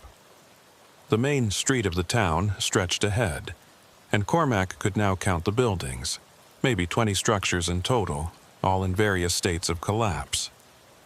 What had looked like a church with a listing steeple was actually a community hall, and what he'd thought was a general store might have been a hotel at one time, judging by the faded "Rooms" sign barely visible on its false front. And there, 3 buildings down on the right side of the street, was the house with the white siding. In daylight it looked less maintained than it had at night. The paint was flaking, the porch sagged slightly, the curtains in the windows were yellowed with age, but there was still smoke rising from the chimney, a thin gray column that dissipated quickly in the wind. Someone was still there, or at least had been there recently enough to keep a fire going. Cormac pulled his truck to a stop in the middle of the street and killed the engine. The silence that followed was profound, but different from nighttime silence. Now he could hear wind moving through broken buildings, the creak of loose wood, the rattle of metal siding. Normal sounds of decay. Nothing supernatural about them. He grabbed his phone and took several photos through the windshield, documenting the grain elevator, the main street, the house with smoke rising from its chimney. The photos looked exactly like what they were. Images of an abandoned prairie town slowly returning to the earth. Nothing sinister. Nothing impossible. Cormac opened his door and climbed down from the cab, his boots raising small puffs of dust as he walked toward the house. He had his phone in one hand, camera app open and ready, and a flashlight in the other hand even though the sun was bright overhead. As he approached the porch, Cormac noticed that the footprints he'd seen 2 nights ago were still visible in the dust, though new prints had been added to the pattern. Fresh tracks, made within the last day or so, crisscrossing the porch in that same chaotic pattern that suggested many visitors. Before Cormac could knock, the door opened and the woman appeared. In daylight, she looked older than he'd initially estimated, well into her 70s at least, with deeply lined skin and hands that trembled slightly with what might have been age or cold. She was wearing different clothes than before, a heavy wool sweater and practical canvas pants, but they still had that oddly old-fashioned quality, like something from a previous era. Her expression when she saw Cormac was unreadable, somewhere between resignation and recognition, as if she'd been expecting him to return. "You came back," she said, her voice flat and unsurprised. Most people don't. Cormac tried to keep his voice steady and non-threatening. "I wanted to thank you again for helping me with fuel, and I was hoping to ask you some questions about this town, if you have time." The woman studied him for a long moment, and Cormac had the uncomfortable feeling she was assessing something about him that went beyond just his appearance or intentions. Finally, she stepped back from the doorway, a gesture that might have been invitation. "You'd better come in then. Cold out here." Cormac hesitated. Every instinct told him that entering that house was a bad idea, that whatever strangeness infected this town would be more concentrated inside the one occupied building than anywhere else. But he'd come here for answers, and he wasn't going to get them by standing on the porch. He climbed the steps carefully and crossed the threshold, entering a living room that smelled of wood smoke and old paper and something else underneath. Something organic and faintly unpleasant. The interior was furnished simply, with a couch and chairs that looked like they'd been nice once but were now worn down to their frames in places. A wood stove in the corner provided heat, its metal sides radiating warmth that felt good after the cold outside. But what struck Cormac most was the sheer volume of items covering every surface. Stacks of old newspapers and magazines, boxes piled on boxes, mason jars filled with what might have been preserves or pickled vegetables, clothes draped over chairs, kitchen implements hanging from hooks on the walls. It was the accumulation of decades, maybe generations, and it gave the room a claustrophobic quality despite its size. The woman gestured to a chair and Cormac sat, his eyes scanning the room and cataloging details. On the wall behind the couch was a large photograph in a tarnished frame, showing a group of people standing in front of a much newer version of this house. Cormac counted maybe 30 individuals in the photo, ranging from children to elderly adults, all dressed in clothes that suggested the 1940s or early 1950s. "That's my family," the woman said, following his gaze. "Taken in 1947, the year the house was finished. My grandfather built it with lumber from the grain elevator when they were expanding. Everyone in that photo lived in this town at one time." She moved to the wood stove and picked up a kettle. "Tea?" Cormac nodded, not because he wanted tea, but because it seemed important to accept her hospitality. While she prepared cups, he studied the photograph more closely.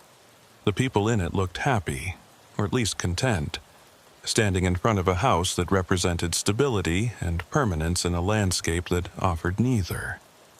But there was something about their faces that bothered Cormac, something he couldn't quite identify. Their expressions seemed slightly off, as if they were all smiling at something behind the camera rather than at the camera itself. "What happened to the town?" Cormac asked as the woman handed him a cup of tea. "Why did everyone leave?" She sat down in the chair opposite him, her own cup cradled in both hands. "The railroad stopped coming through in 1974. That was the beginning of the end. The grain elevator closed, the co-op shut down. The school couldn't keep enough students to stay open. People started moving to bigger towns where there was work.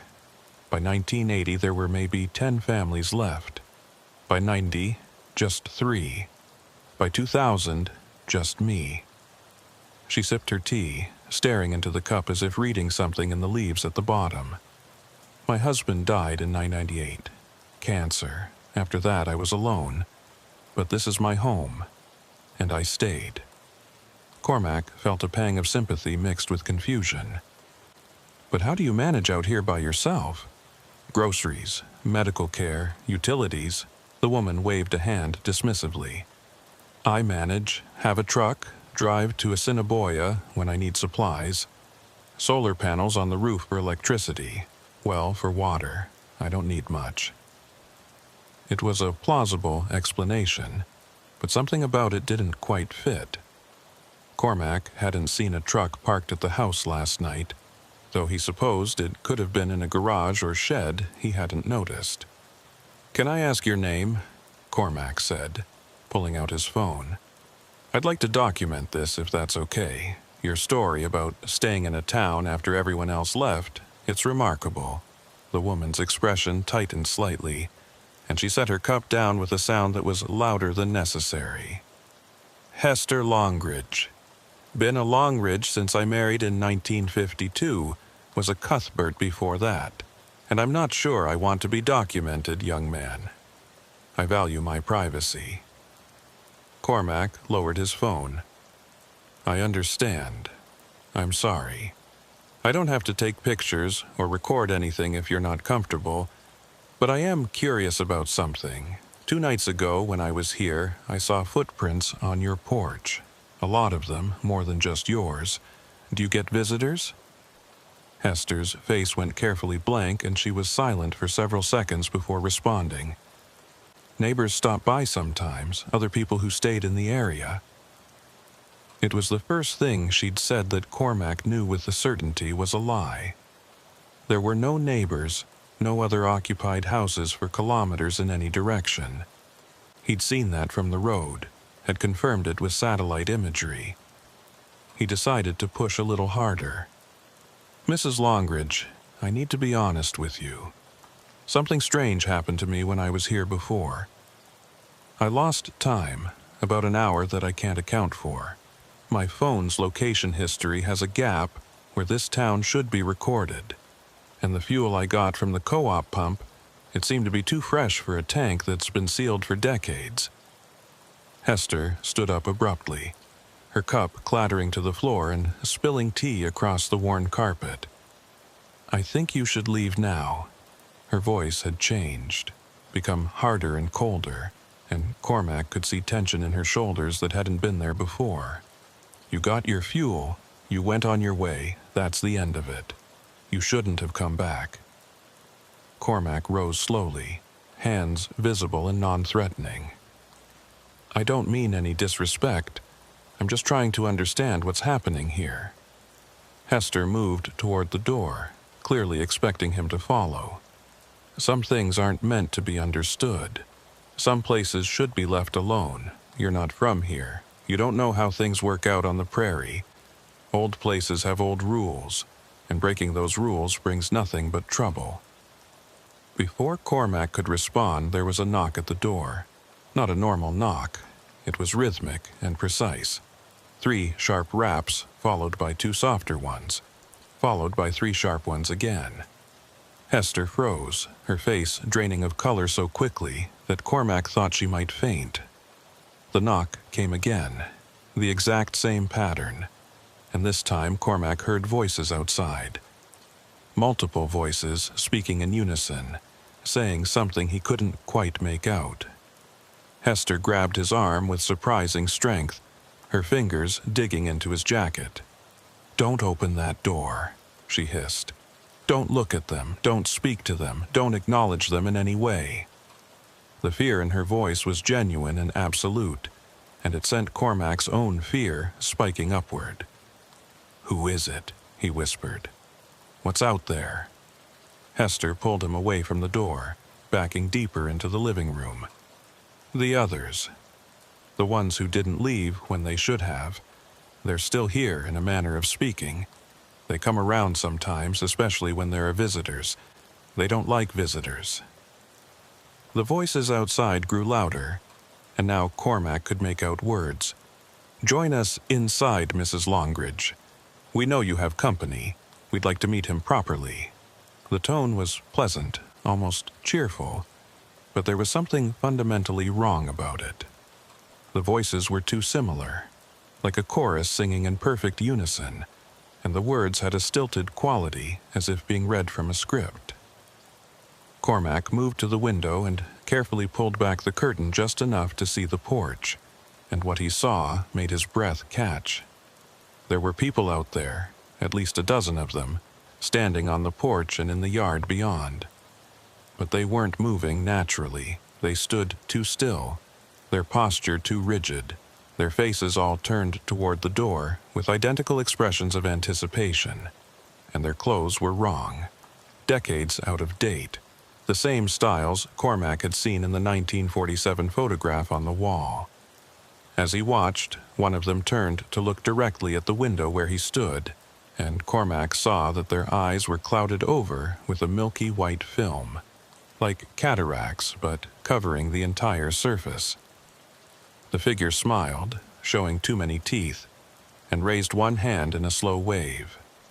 Cormac dropped the curtain and stepped back, his heart hammering. "What are they?" he asked, though he wasn't sure he wanted the answer.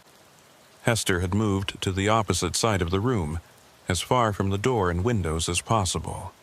"They're what's left," she said quietly. "The people who loved this town too much to leave even after it died. They're bound to it somehow. Can't move on, can't rest. During the day they mostly stay out of sight, but at night, or when there are visitors, they come out. They want company, they want to add to their number."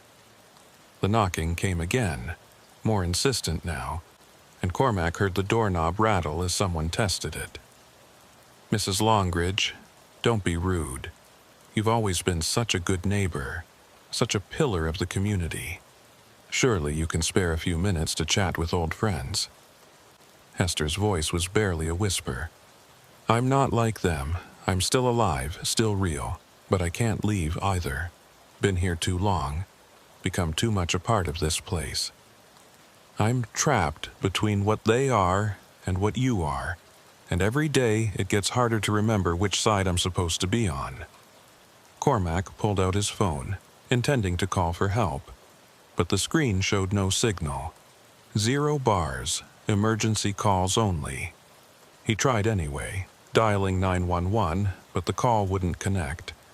Just a spinning icon and then an error message. "There's no signal here," Hester said, watching him fumble with his phone. "Never has been, not really. Sometimes it looks like there is, enough to fool people into thinking they're still connected to the outside world. But this place doesn't let signals in or out. Not anymore." The door handle rattled more violently, and Cormac heard wood beginning to splinter. Whatever was outside was getting impatient, moving beyond polite knocking to actual forced entry. "Is there a back door?" Cormac asked urgently. "Another way out?" Hester pointed to a doorway that led deeper into the house. "Kitchen. Back door leads to the yard. But they'll be waiting there too. They always cover all the exits." Cormac moved toward the kitchen anyway, needing to see for himself, and found that Hester was right. Through the kitchen window he could see more figures in the backyard, standing in a loose semicircle facing the house. They were all dressed in outdated clothes, all standing with that same unnatural stillness, all watching the house with those clouded eyes. "How do I get out of here?" Cormac asked, his voice tight with barely controlled panic. "There has to be a way. I got out before, I can do it again." Hester moved to stand beside him, and for the first time he saw something like pity in her expression. "You got out before because they let you, because you were just passing through, just taking fuel and leaving. But you came back asking questions, trying to document things. That's different. That makes you interesting to them. That makes you a potential recruit." She pointed toward the front of the house where the sounds of forced entry were getting louder. "The only way out is through them. You'll have to walk past them, get to your truck, and drive away without stopping. Don't look at them directly. Don't respond if they speak to you. And whatever you do, don't touch them. If you can make it to the edge of town without acknowledging them, they'll lose their hold on you." It sounded like the rules from a fairy tale, arbitrary and impossible to follow, but Cormac didn't have better options. "What about you?" he asked. "Come with me. Get out of this place while you still can." Hester shook her head sadly. "Too late for me. Been here too long. Let too much of this place into my bones. If I tried to leave now, I'd probably just become one of them fully. Lose the last little bit of myself that's still human. At least here, like this, I can remember who I was. I can maintain some small piece of my own identity." She moved to a drawer and pulled out an old revolver, checking to make sure it was loaded. "I'm not planning to use this on them. Bullets don't do much to stop what they are. But it helps me feel like I still have some control, like I'm still a person with choices rather than just part of the landscape." The sound of splintering wood came from the front room, and Cormac knew he was out of time.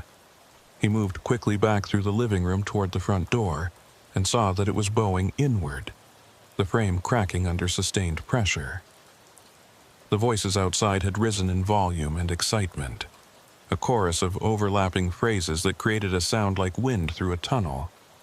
Cormac grabbed the door handle, took a deep breath, and pulled it open before his courage could fail.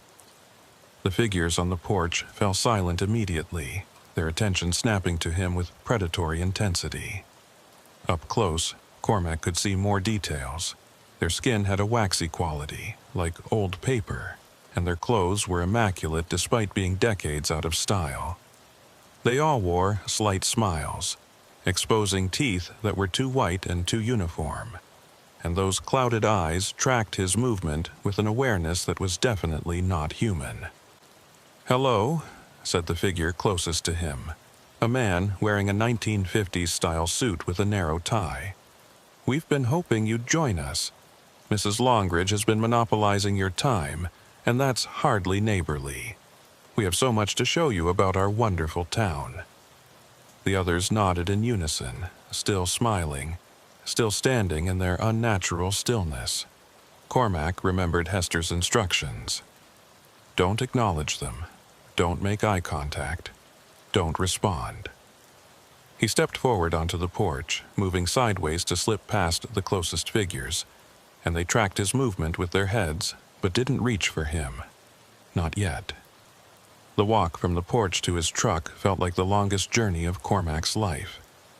The figures formed a corridor on either side of him close enough that he could feel the cold radiating from their bodies, and they spoke to him as he passed. "Won't you stay for dinner? Mrs. Longridge is making her famous pot roast. You really should try it. We have such a nice community here, everyone knows everyone. You'd fit right in. The grain elevator is still operational, you know. We could use a good driver to help with the harvest. The harvest never ends here." Their voices washed over him like cold water, tempting and terrible in equal measure, and Cormac had to clench his jaw to keep from responding. His truck was 20 feet away, then 15, then 10. The figures weren't blocking his path directly, but they were closing in from the sides, narrowing the corridor, and Cormac could see more of them emerging from the abandoned buildings, scores of people who shouldn't exist, all converging on the street where his truck was parked. He reached for his door handle and heard a voice directly beside his ear, so close that cold breath touched his skin. "You can't leave. The town needs you. We need you. Stay. Stay. Stay." The word repeated in a rhythm that matched his heartbeat, and Cormac felt a pull, an almost physical sensation like hooks catching in his skin and pulling him back toward the center of town. His hand froze on the door handle, and for a terrible moment he couldn't remember why he wanted to leave. Couldn't remember why staying in this pleasant prairie town with these friendly neighbors wasn't exactly what he wanted. Then he caught sight of his reflection in the truck's window, his own face, looking scared and alive and real, and the spell broke. He yanked the door open, hauled himself up into the cab and slammed the door shut behind him. The figures pressed against the truck immediately, their hands leaving prints on the windows, their faces pressed close to the glass. But they didn't try to open the doors, didn't attempt to break the windows. They just watched him with those clouded eyes, still smiling, still waiting. Cormac started his engine with shaking hands and put the truck in gear. The figures didn't move away from the vehicle, and for a moment he thought he'd have to actually drive through them.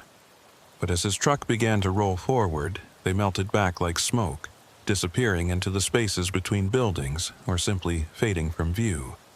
Within seconds, the street was empty again, as if they'd never been there at all. Cormac drove slowly through the town, fighting the urge to floor the accelerator and race away. Something told him that showing fear would be a mistake, that he needed to maintain control and dignity even in retreat. As he passed the house with the white siding, he saw Hester standing in the doorway, watching him leave. She raised one hand in what might have been a wave or a warning, and then she stepped back inside and closed the door. Cormac had the sudden conviction that he'd never see her again, that she'd finally crossed whatever threshold separated her from the other residents of this dead town, and that the next time someone drove through here looking for fuel, they'd find nothing but empty buildings and silence. The edge of town was marked by a faded sign he hadn't noticed on his way in, so weathered that he couldn't read what it said. But as his truck passed that sign, Cormac felt something release, a pressure he hadn't fully registered until it was gone, like surfacing from deep water. His phone suddenly chimed with a flood of notifications, messages and alerts all arriving at once as signal returned. His GPS tracker blinked back to life, showing his position on the grid road south of Assiniboia. And his dashboard clock jumped forward by 47 minutes, time that had passed in the outside world while he'd been inside that house talking to Hester Longridge. Cormac didn't stop driving until he was back on the Trans-Canada, surrounded by normal traffic and normal landscape and the blessed mundanity of commercial highway travel. He pulled into the first truck stop he saw and sat in his cab with the engine running, trying to process what had just happened. His hands were still shaking, his heart still racing, and when he looked in his mirror he saw that his face was pale and drawn with the kind of exhaustion that came from sustained terror rather than physical exertion. He pulled out his phone and opened the camera roll, intending to review the photos he'd taken of the town. But the folder was empty. The images he'd captured were gone, replaced by corrupted file icons that wouldn't open. He tried his video app, thinking maybe he'd accidentally recorded video instead of stills, but that was empty too. Every piece of digital evidence he'd intended to collect had been erased or corrupted, leaving him with nothing but his own memory to prove that the experience had been real. Cormac sat in the parking lot for over an hour, watching normal people come and go from the truck stop, pumping gas and buying coffee and chatting on their phones like the world made sense. Eventually, he forced himself to get moving, to continue his delivery run to Winnipeg and act like nothing had happened. But he knew he'd been changed by the experience, knew that some part of him would always be back in that abandoned town, with those smiling figures and Hester Longridge's warning about old places and old rules. He drove east on the Trans-Canada, watching the prairie unfold around him, and couldn't help but wonder how many other dead towns were out there, populated by people who'd loved their homes too much to leave even after death. How many other travelers had taken wrong turns and found themselves trapped in places that existed outside normal time and space, places that fed on the living to sustain themselves. The delivery to Winnipeg was completed without incident 3 days later, and Cormac filed his logbook and paperwork with the same meticulous attention to detail he'd always maintained.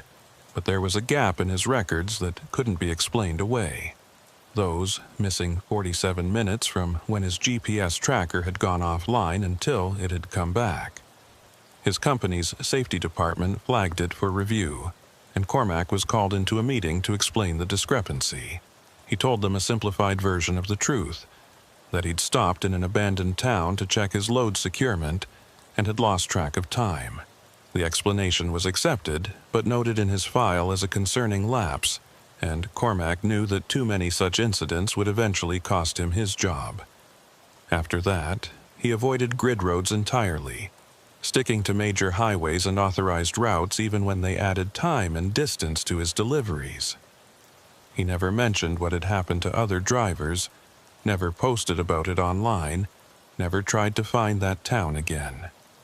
The memory stayed with him, though, sharp and clear, and sometimes at night he'd wake from dreams of figures standing in the darkness outside his truck, smiling and waiting for him to acknowledge them.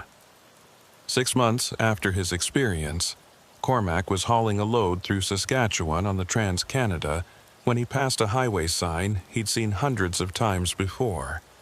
Assiniboia 45 km. On impulse, he pulled over at the next rest area and opened his laptop to check satellite imagery of the area south of that town, the same area he'd searched before. The blur was gone. The satellite view now showed clear, high-resolution images of the prairie, and Cormac could see the grid roads and abandoned farmsteads in perfect detail. He zoomed in on the location where the town should have been, the place where he'd gotten fuel and met Hester Longridge and encountered the figures that shouldn't exist. What he saw made his blood run cold. There was nothing there. No grain elevator, no buildings, no main street, just empty prairie, stubble fields, and a slight depression in the ground that might have been where a town once stood before it was completely erased by time and weather. According to the satellite timestamp, the image had been captured 2 weeks ago, meaning this wasn't old data. This was current, accurate photography of a landscape that contained nothing but grass and sky. Cormac zoomed in as far as the software would allow, searching for any sign that structures had ever existed in that location. He found a few geometric patterns in the earth that might have been building foundations, and what looked like a dirt track where the main street would have been. But there were no standing buildings, no grain elevator, no house with white siding. It was as if the town he'd visited had simply ceased to exist, or had never existed at all, outside of some pocket reality that his truck had accidentally driven into. He closed his laptop and sat in the rest area parking lot, watching transport trucks roll past on the Trans-Canada, and tried to reconcile what he knew had happened with what the satellite imagery was telling him. Both couldn't be true simultaneously. Either the town existed or it didn't. Either he'd been there or he hadn't. But the missing time was real. The corrupted photos were real. The gaps in his GPS tracking were real. Something had happened to him on those grid roads south of Assiniboia. Something that his equipment and his company's systems had recorded, even if they hadn't understood what they were recording. Cormac never took another load that would route him through that part of Saskatchewan. He requested transfers to different regions, accepted longer hauls that kept him in other provinces, and eventually moved primarily to eastern routes where the prairie was just a memory behind him. But he knew other drivers still ran those roads, still took shortcuts on grid roads to save time or find fuel, and he wondered how many of them had encountered places like that town. How many had driven through gaps in reality without even realizing it, their GPS systems glitching briefly before resuming normal function, their memories already beginning to fade and rationalize the strangeness into something explainable. And he wondered about Hester Longridge, whether she was still in that house with the white siding, still maintaining the last fragments of her humanity while surrounded by neighbors who'd become something else. or whether she'd finally given in, finally let the town claim her completely, and now stood with the others waiting for the next lost driver to stumble into their trap. Years later, Cormac would occasionally search online for mentions of abandoned towns in Saskatchewan, looking for any stories that matched his experience. He never found anything concrete, just the usual ghost town photography blogs and historical society documentation. But once he came across a discussion thread on a paranormal forum where someone had posted a question. Has anyone else experienced time loss while driving through rural Saskatchewan? The responses were mostly jokes and skepticism, but buried in the thread was a comment from someone with the username GrainHauler93 that made Cormac's hands go cold. Happened to me about 10 years ago. Stopped for fuel in a town that shouldn't have been there. Got help from an old woman who seemed normal at first. When I tried to leave, there were people outside who didn't look right, didn't move right. I made it out, but lost about an hour somewhere in the process. Never went back, never told anyone because I knew they wouldn't believe me. But I know what I saw, and I know that place is still out there, waiting for someone else to take a wrong turn. Cormac wanted to reach out to that person, to compare notes and confirm that they'd experienced the same thing. But when he clicked on their username, he found the account had been deleted. Just like PrairieHauler87, and who knew how many others who'd tried to share their experiences only to find that no one believed them, or that their stories disappeared into the digital void. It was as if the town had a way of protecting itself, of ensuring that warnings never reached the people who might need them most. Cormac sat at his computer in his apartment, thousands of kilometers from the Saskatchewan prairie, and felt the weight of knowledge that couldn't be shared, truth that couldn't be proven, and danger that couldn't be avoided because the people who needed avoiding it would never know it was there until it was too late. He thought about writing his own warning, posting his story online with all the details he could remember, but he knew how it would be received, with skepticism and jokes and rational explanations that would dismiss everything he'd experienced as hallucination or fabrication. So instead, Cormac kept his silence and carried his knowledge alone. He continued driving trucks across Canada, sticking to major routes and avoiding shortcuts that might lead to places that existed in the margins of reality. He kept his logbooks meticulously accurate, his equipment properly maintained, his loads secured according to regulations. And he tried not to think about Hester Longridge standing in her doorway, waving goodbye to a man who'd just barely escaped the same fate she'd accepted for herself.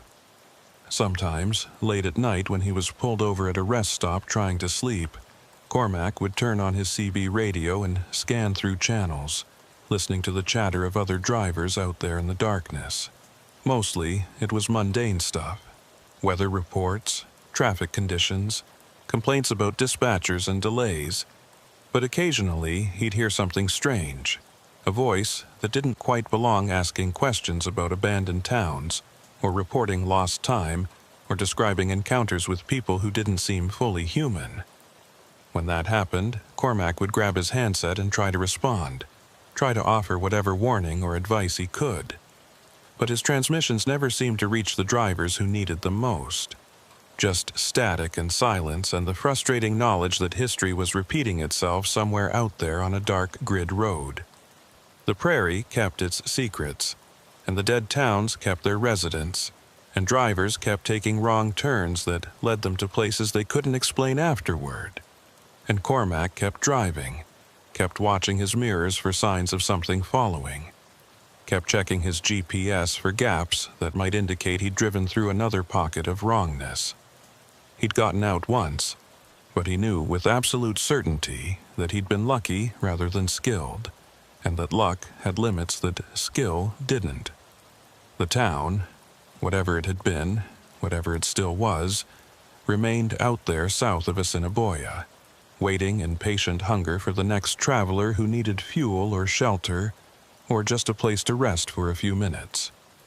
And when that traveler arrived, they'd find a house with a light on, an old woman who seemed helpful, and neighbors who wanted nothing more than to welcome them into a community that never truly died because it couldn't bear to let go.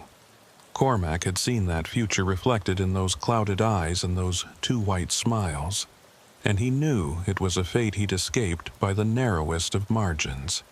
Some roads led nowhere good, and some towns should stay abandoned, and some knowledge was better left unconfirmed. That was the lesson the prairie had taught him, written in missing time and corrupted photos, and the memory of figures that shouldn't exist still standing in the street watching his truck drive away into a world that wouldn't believe what he'd seen there.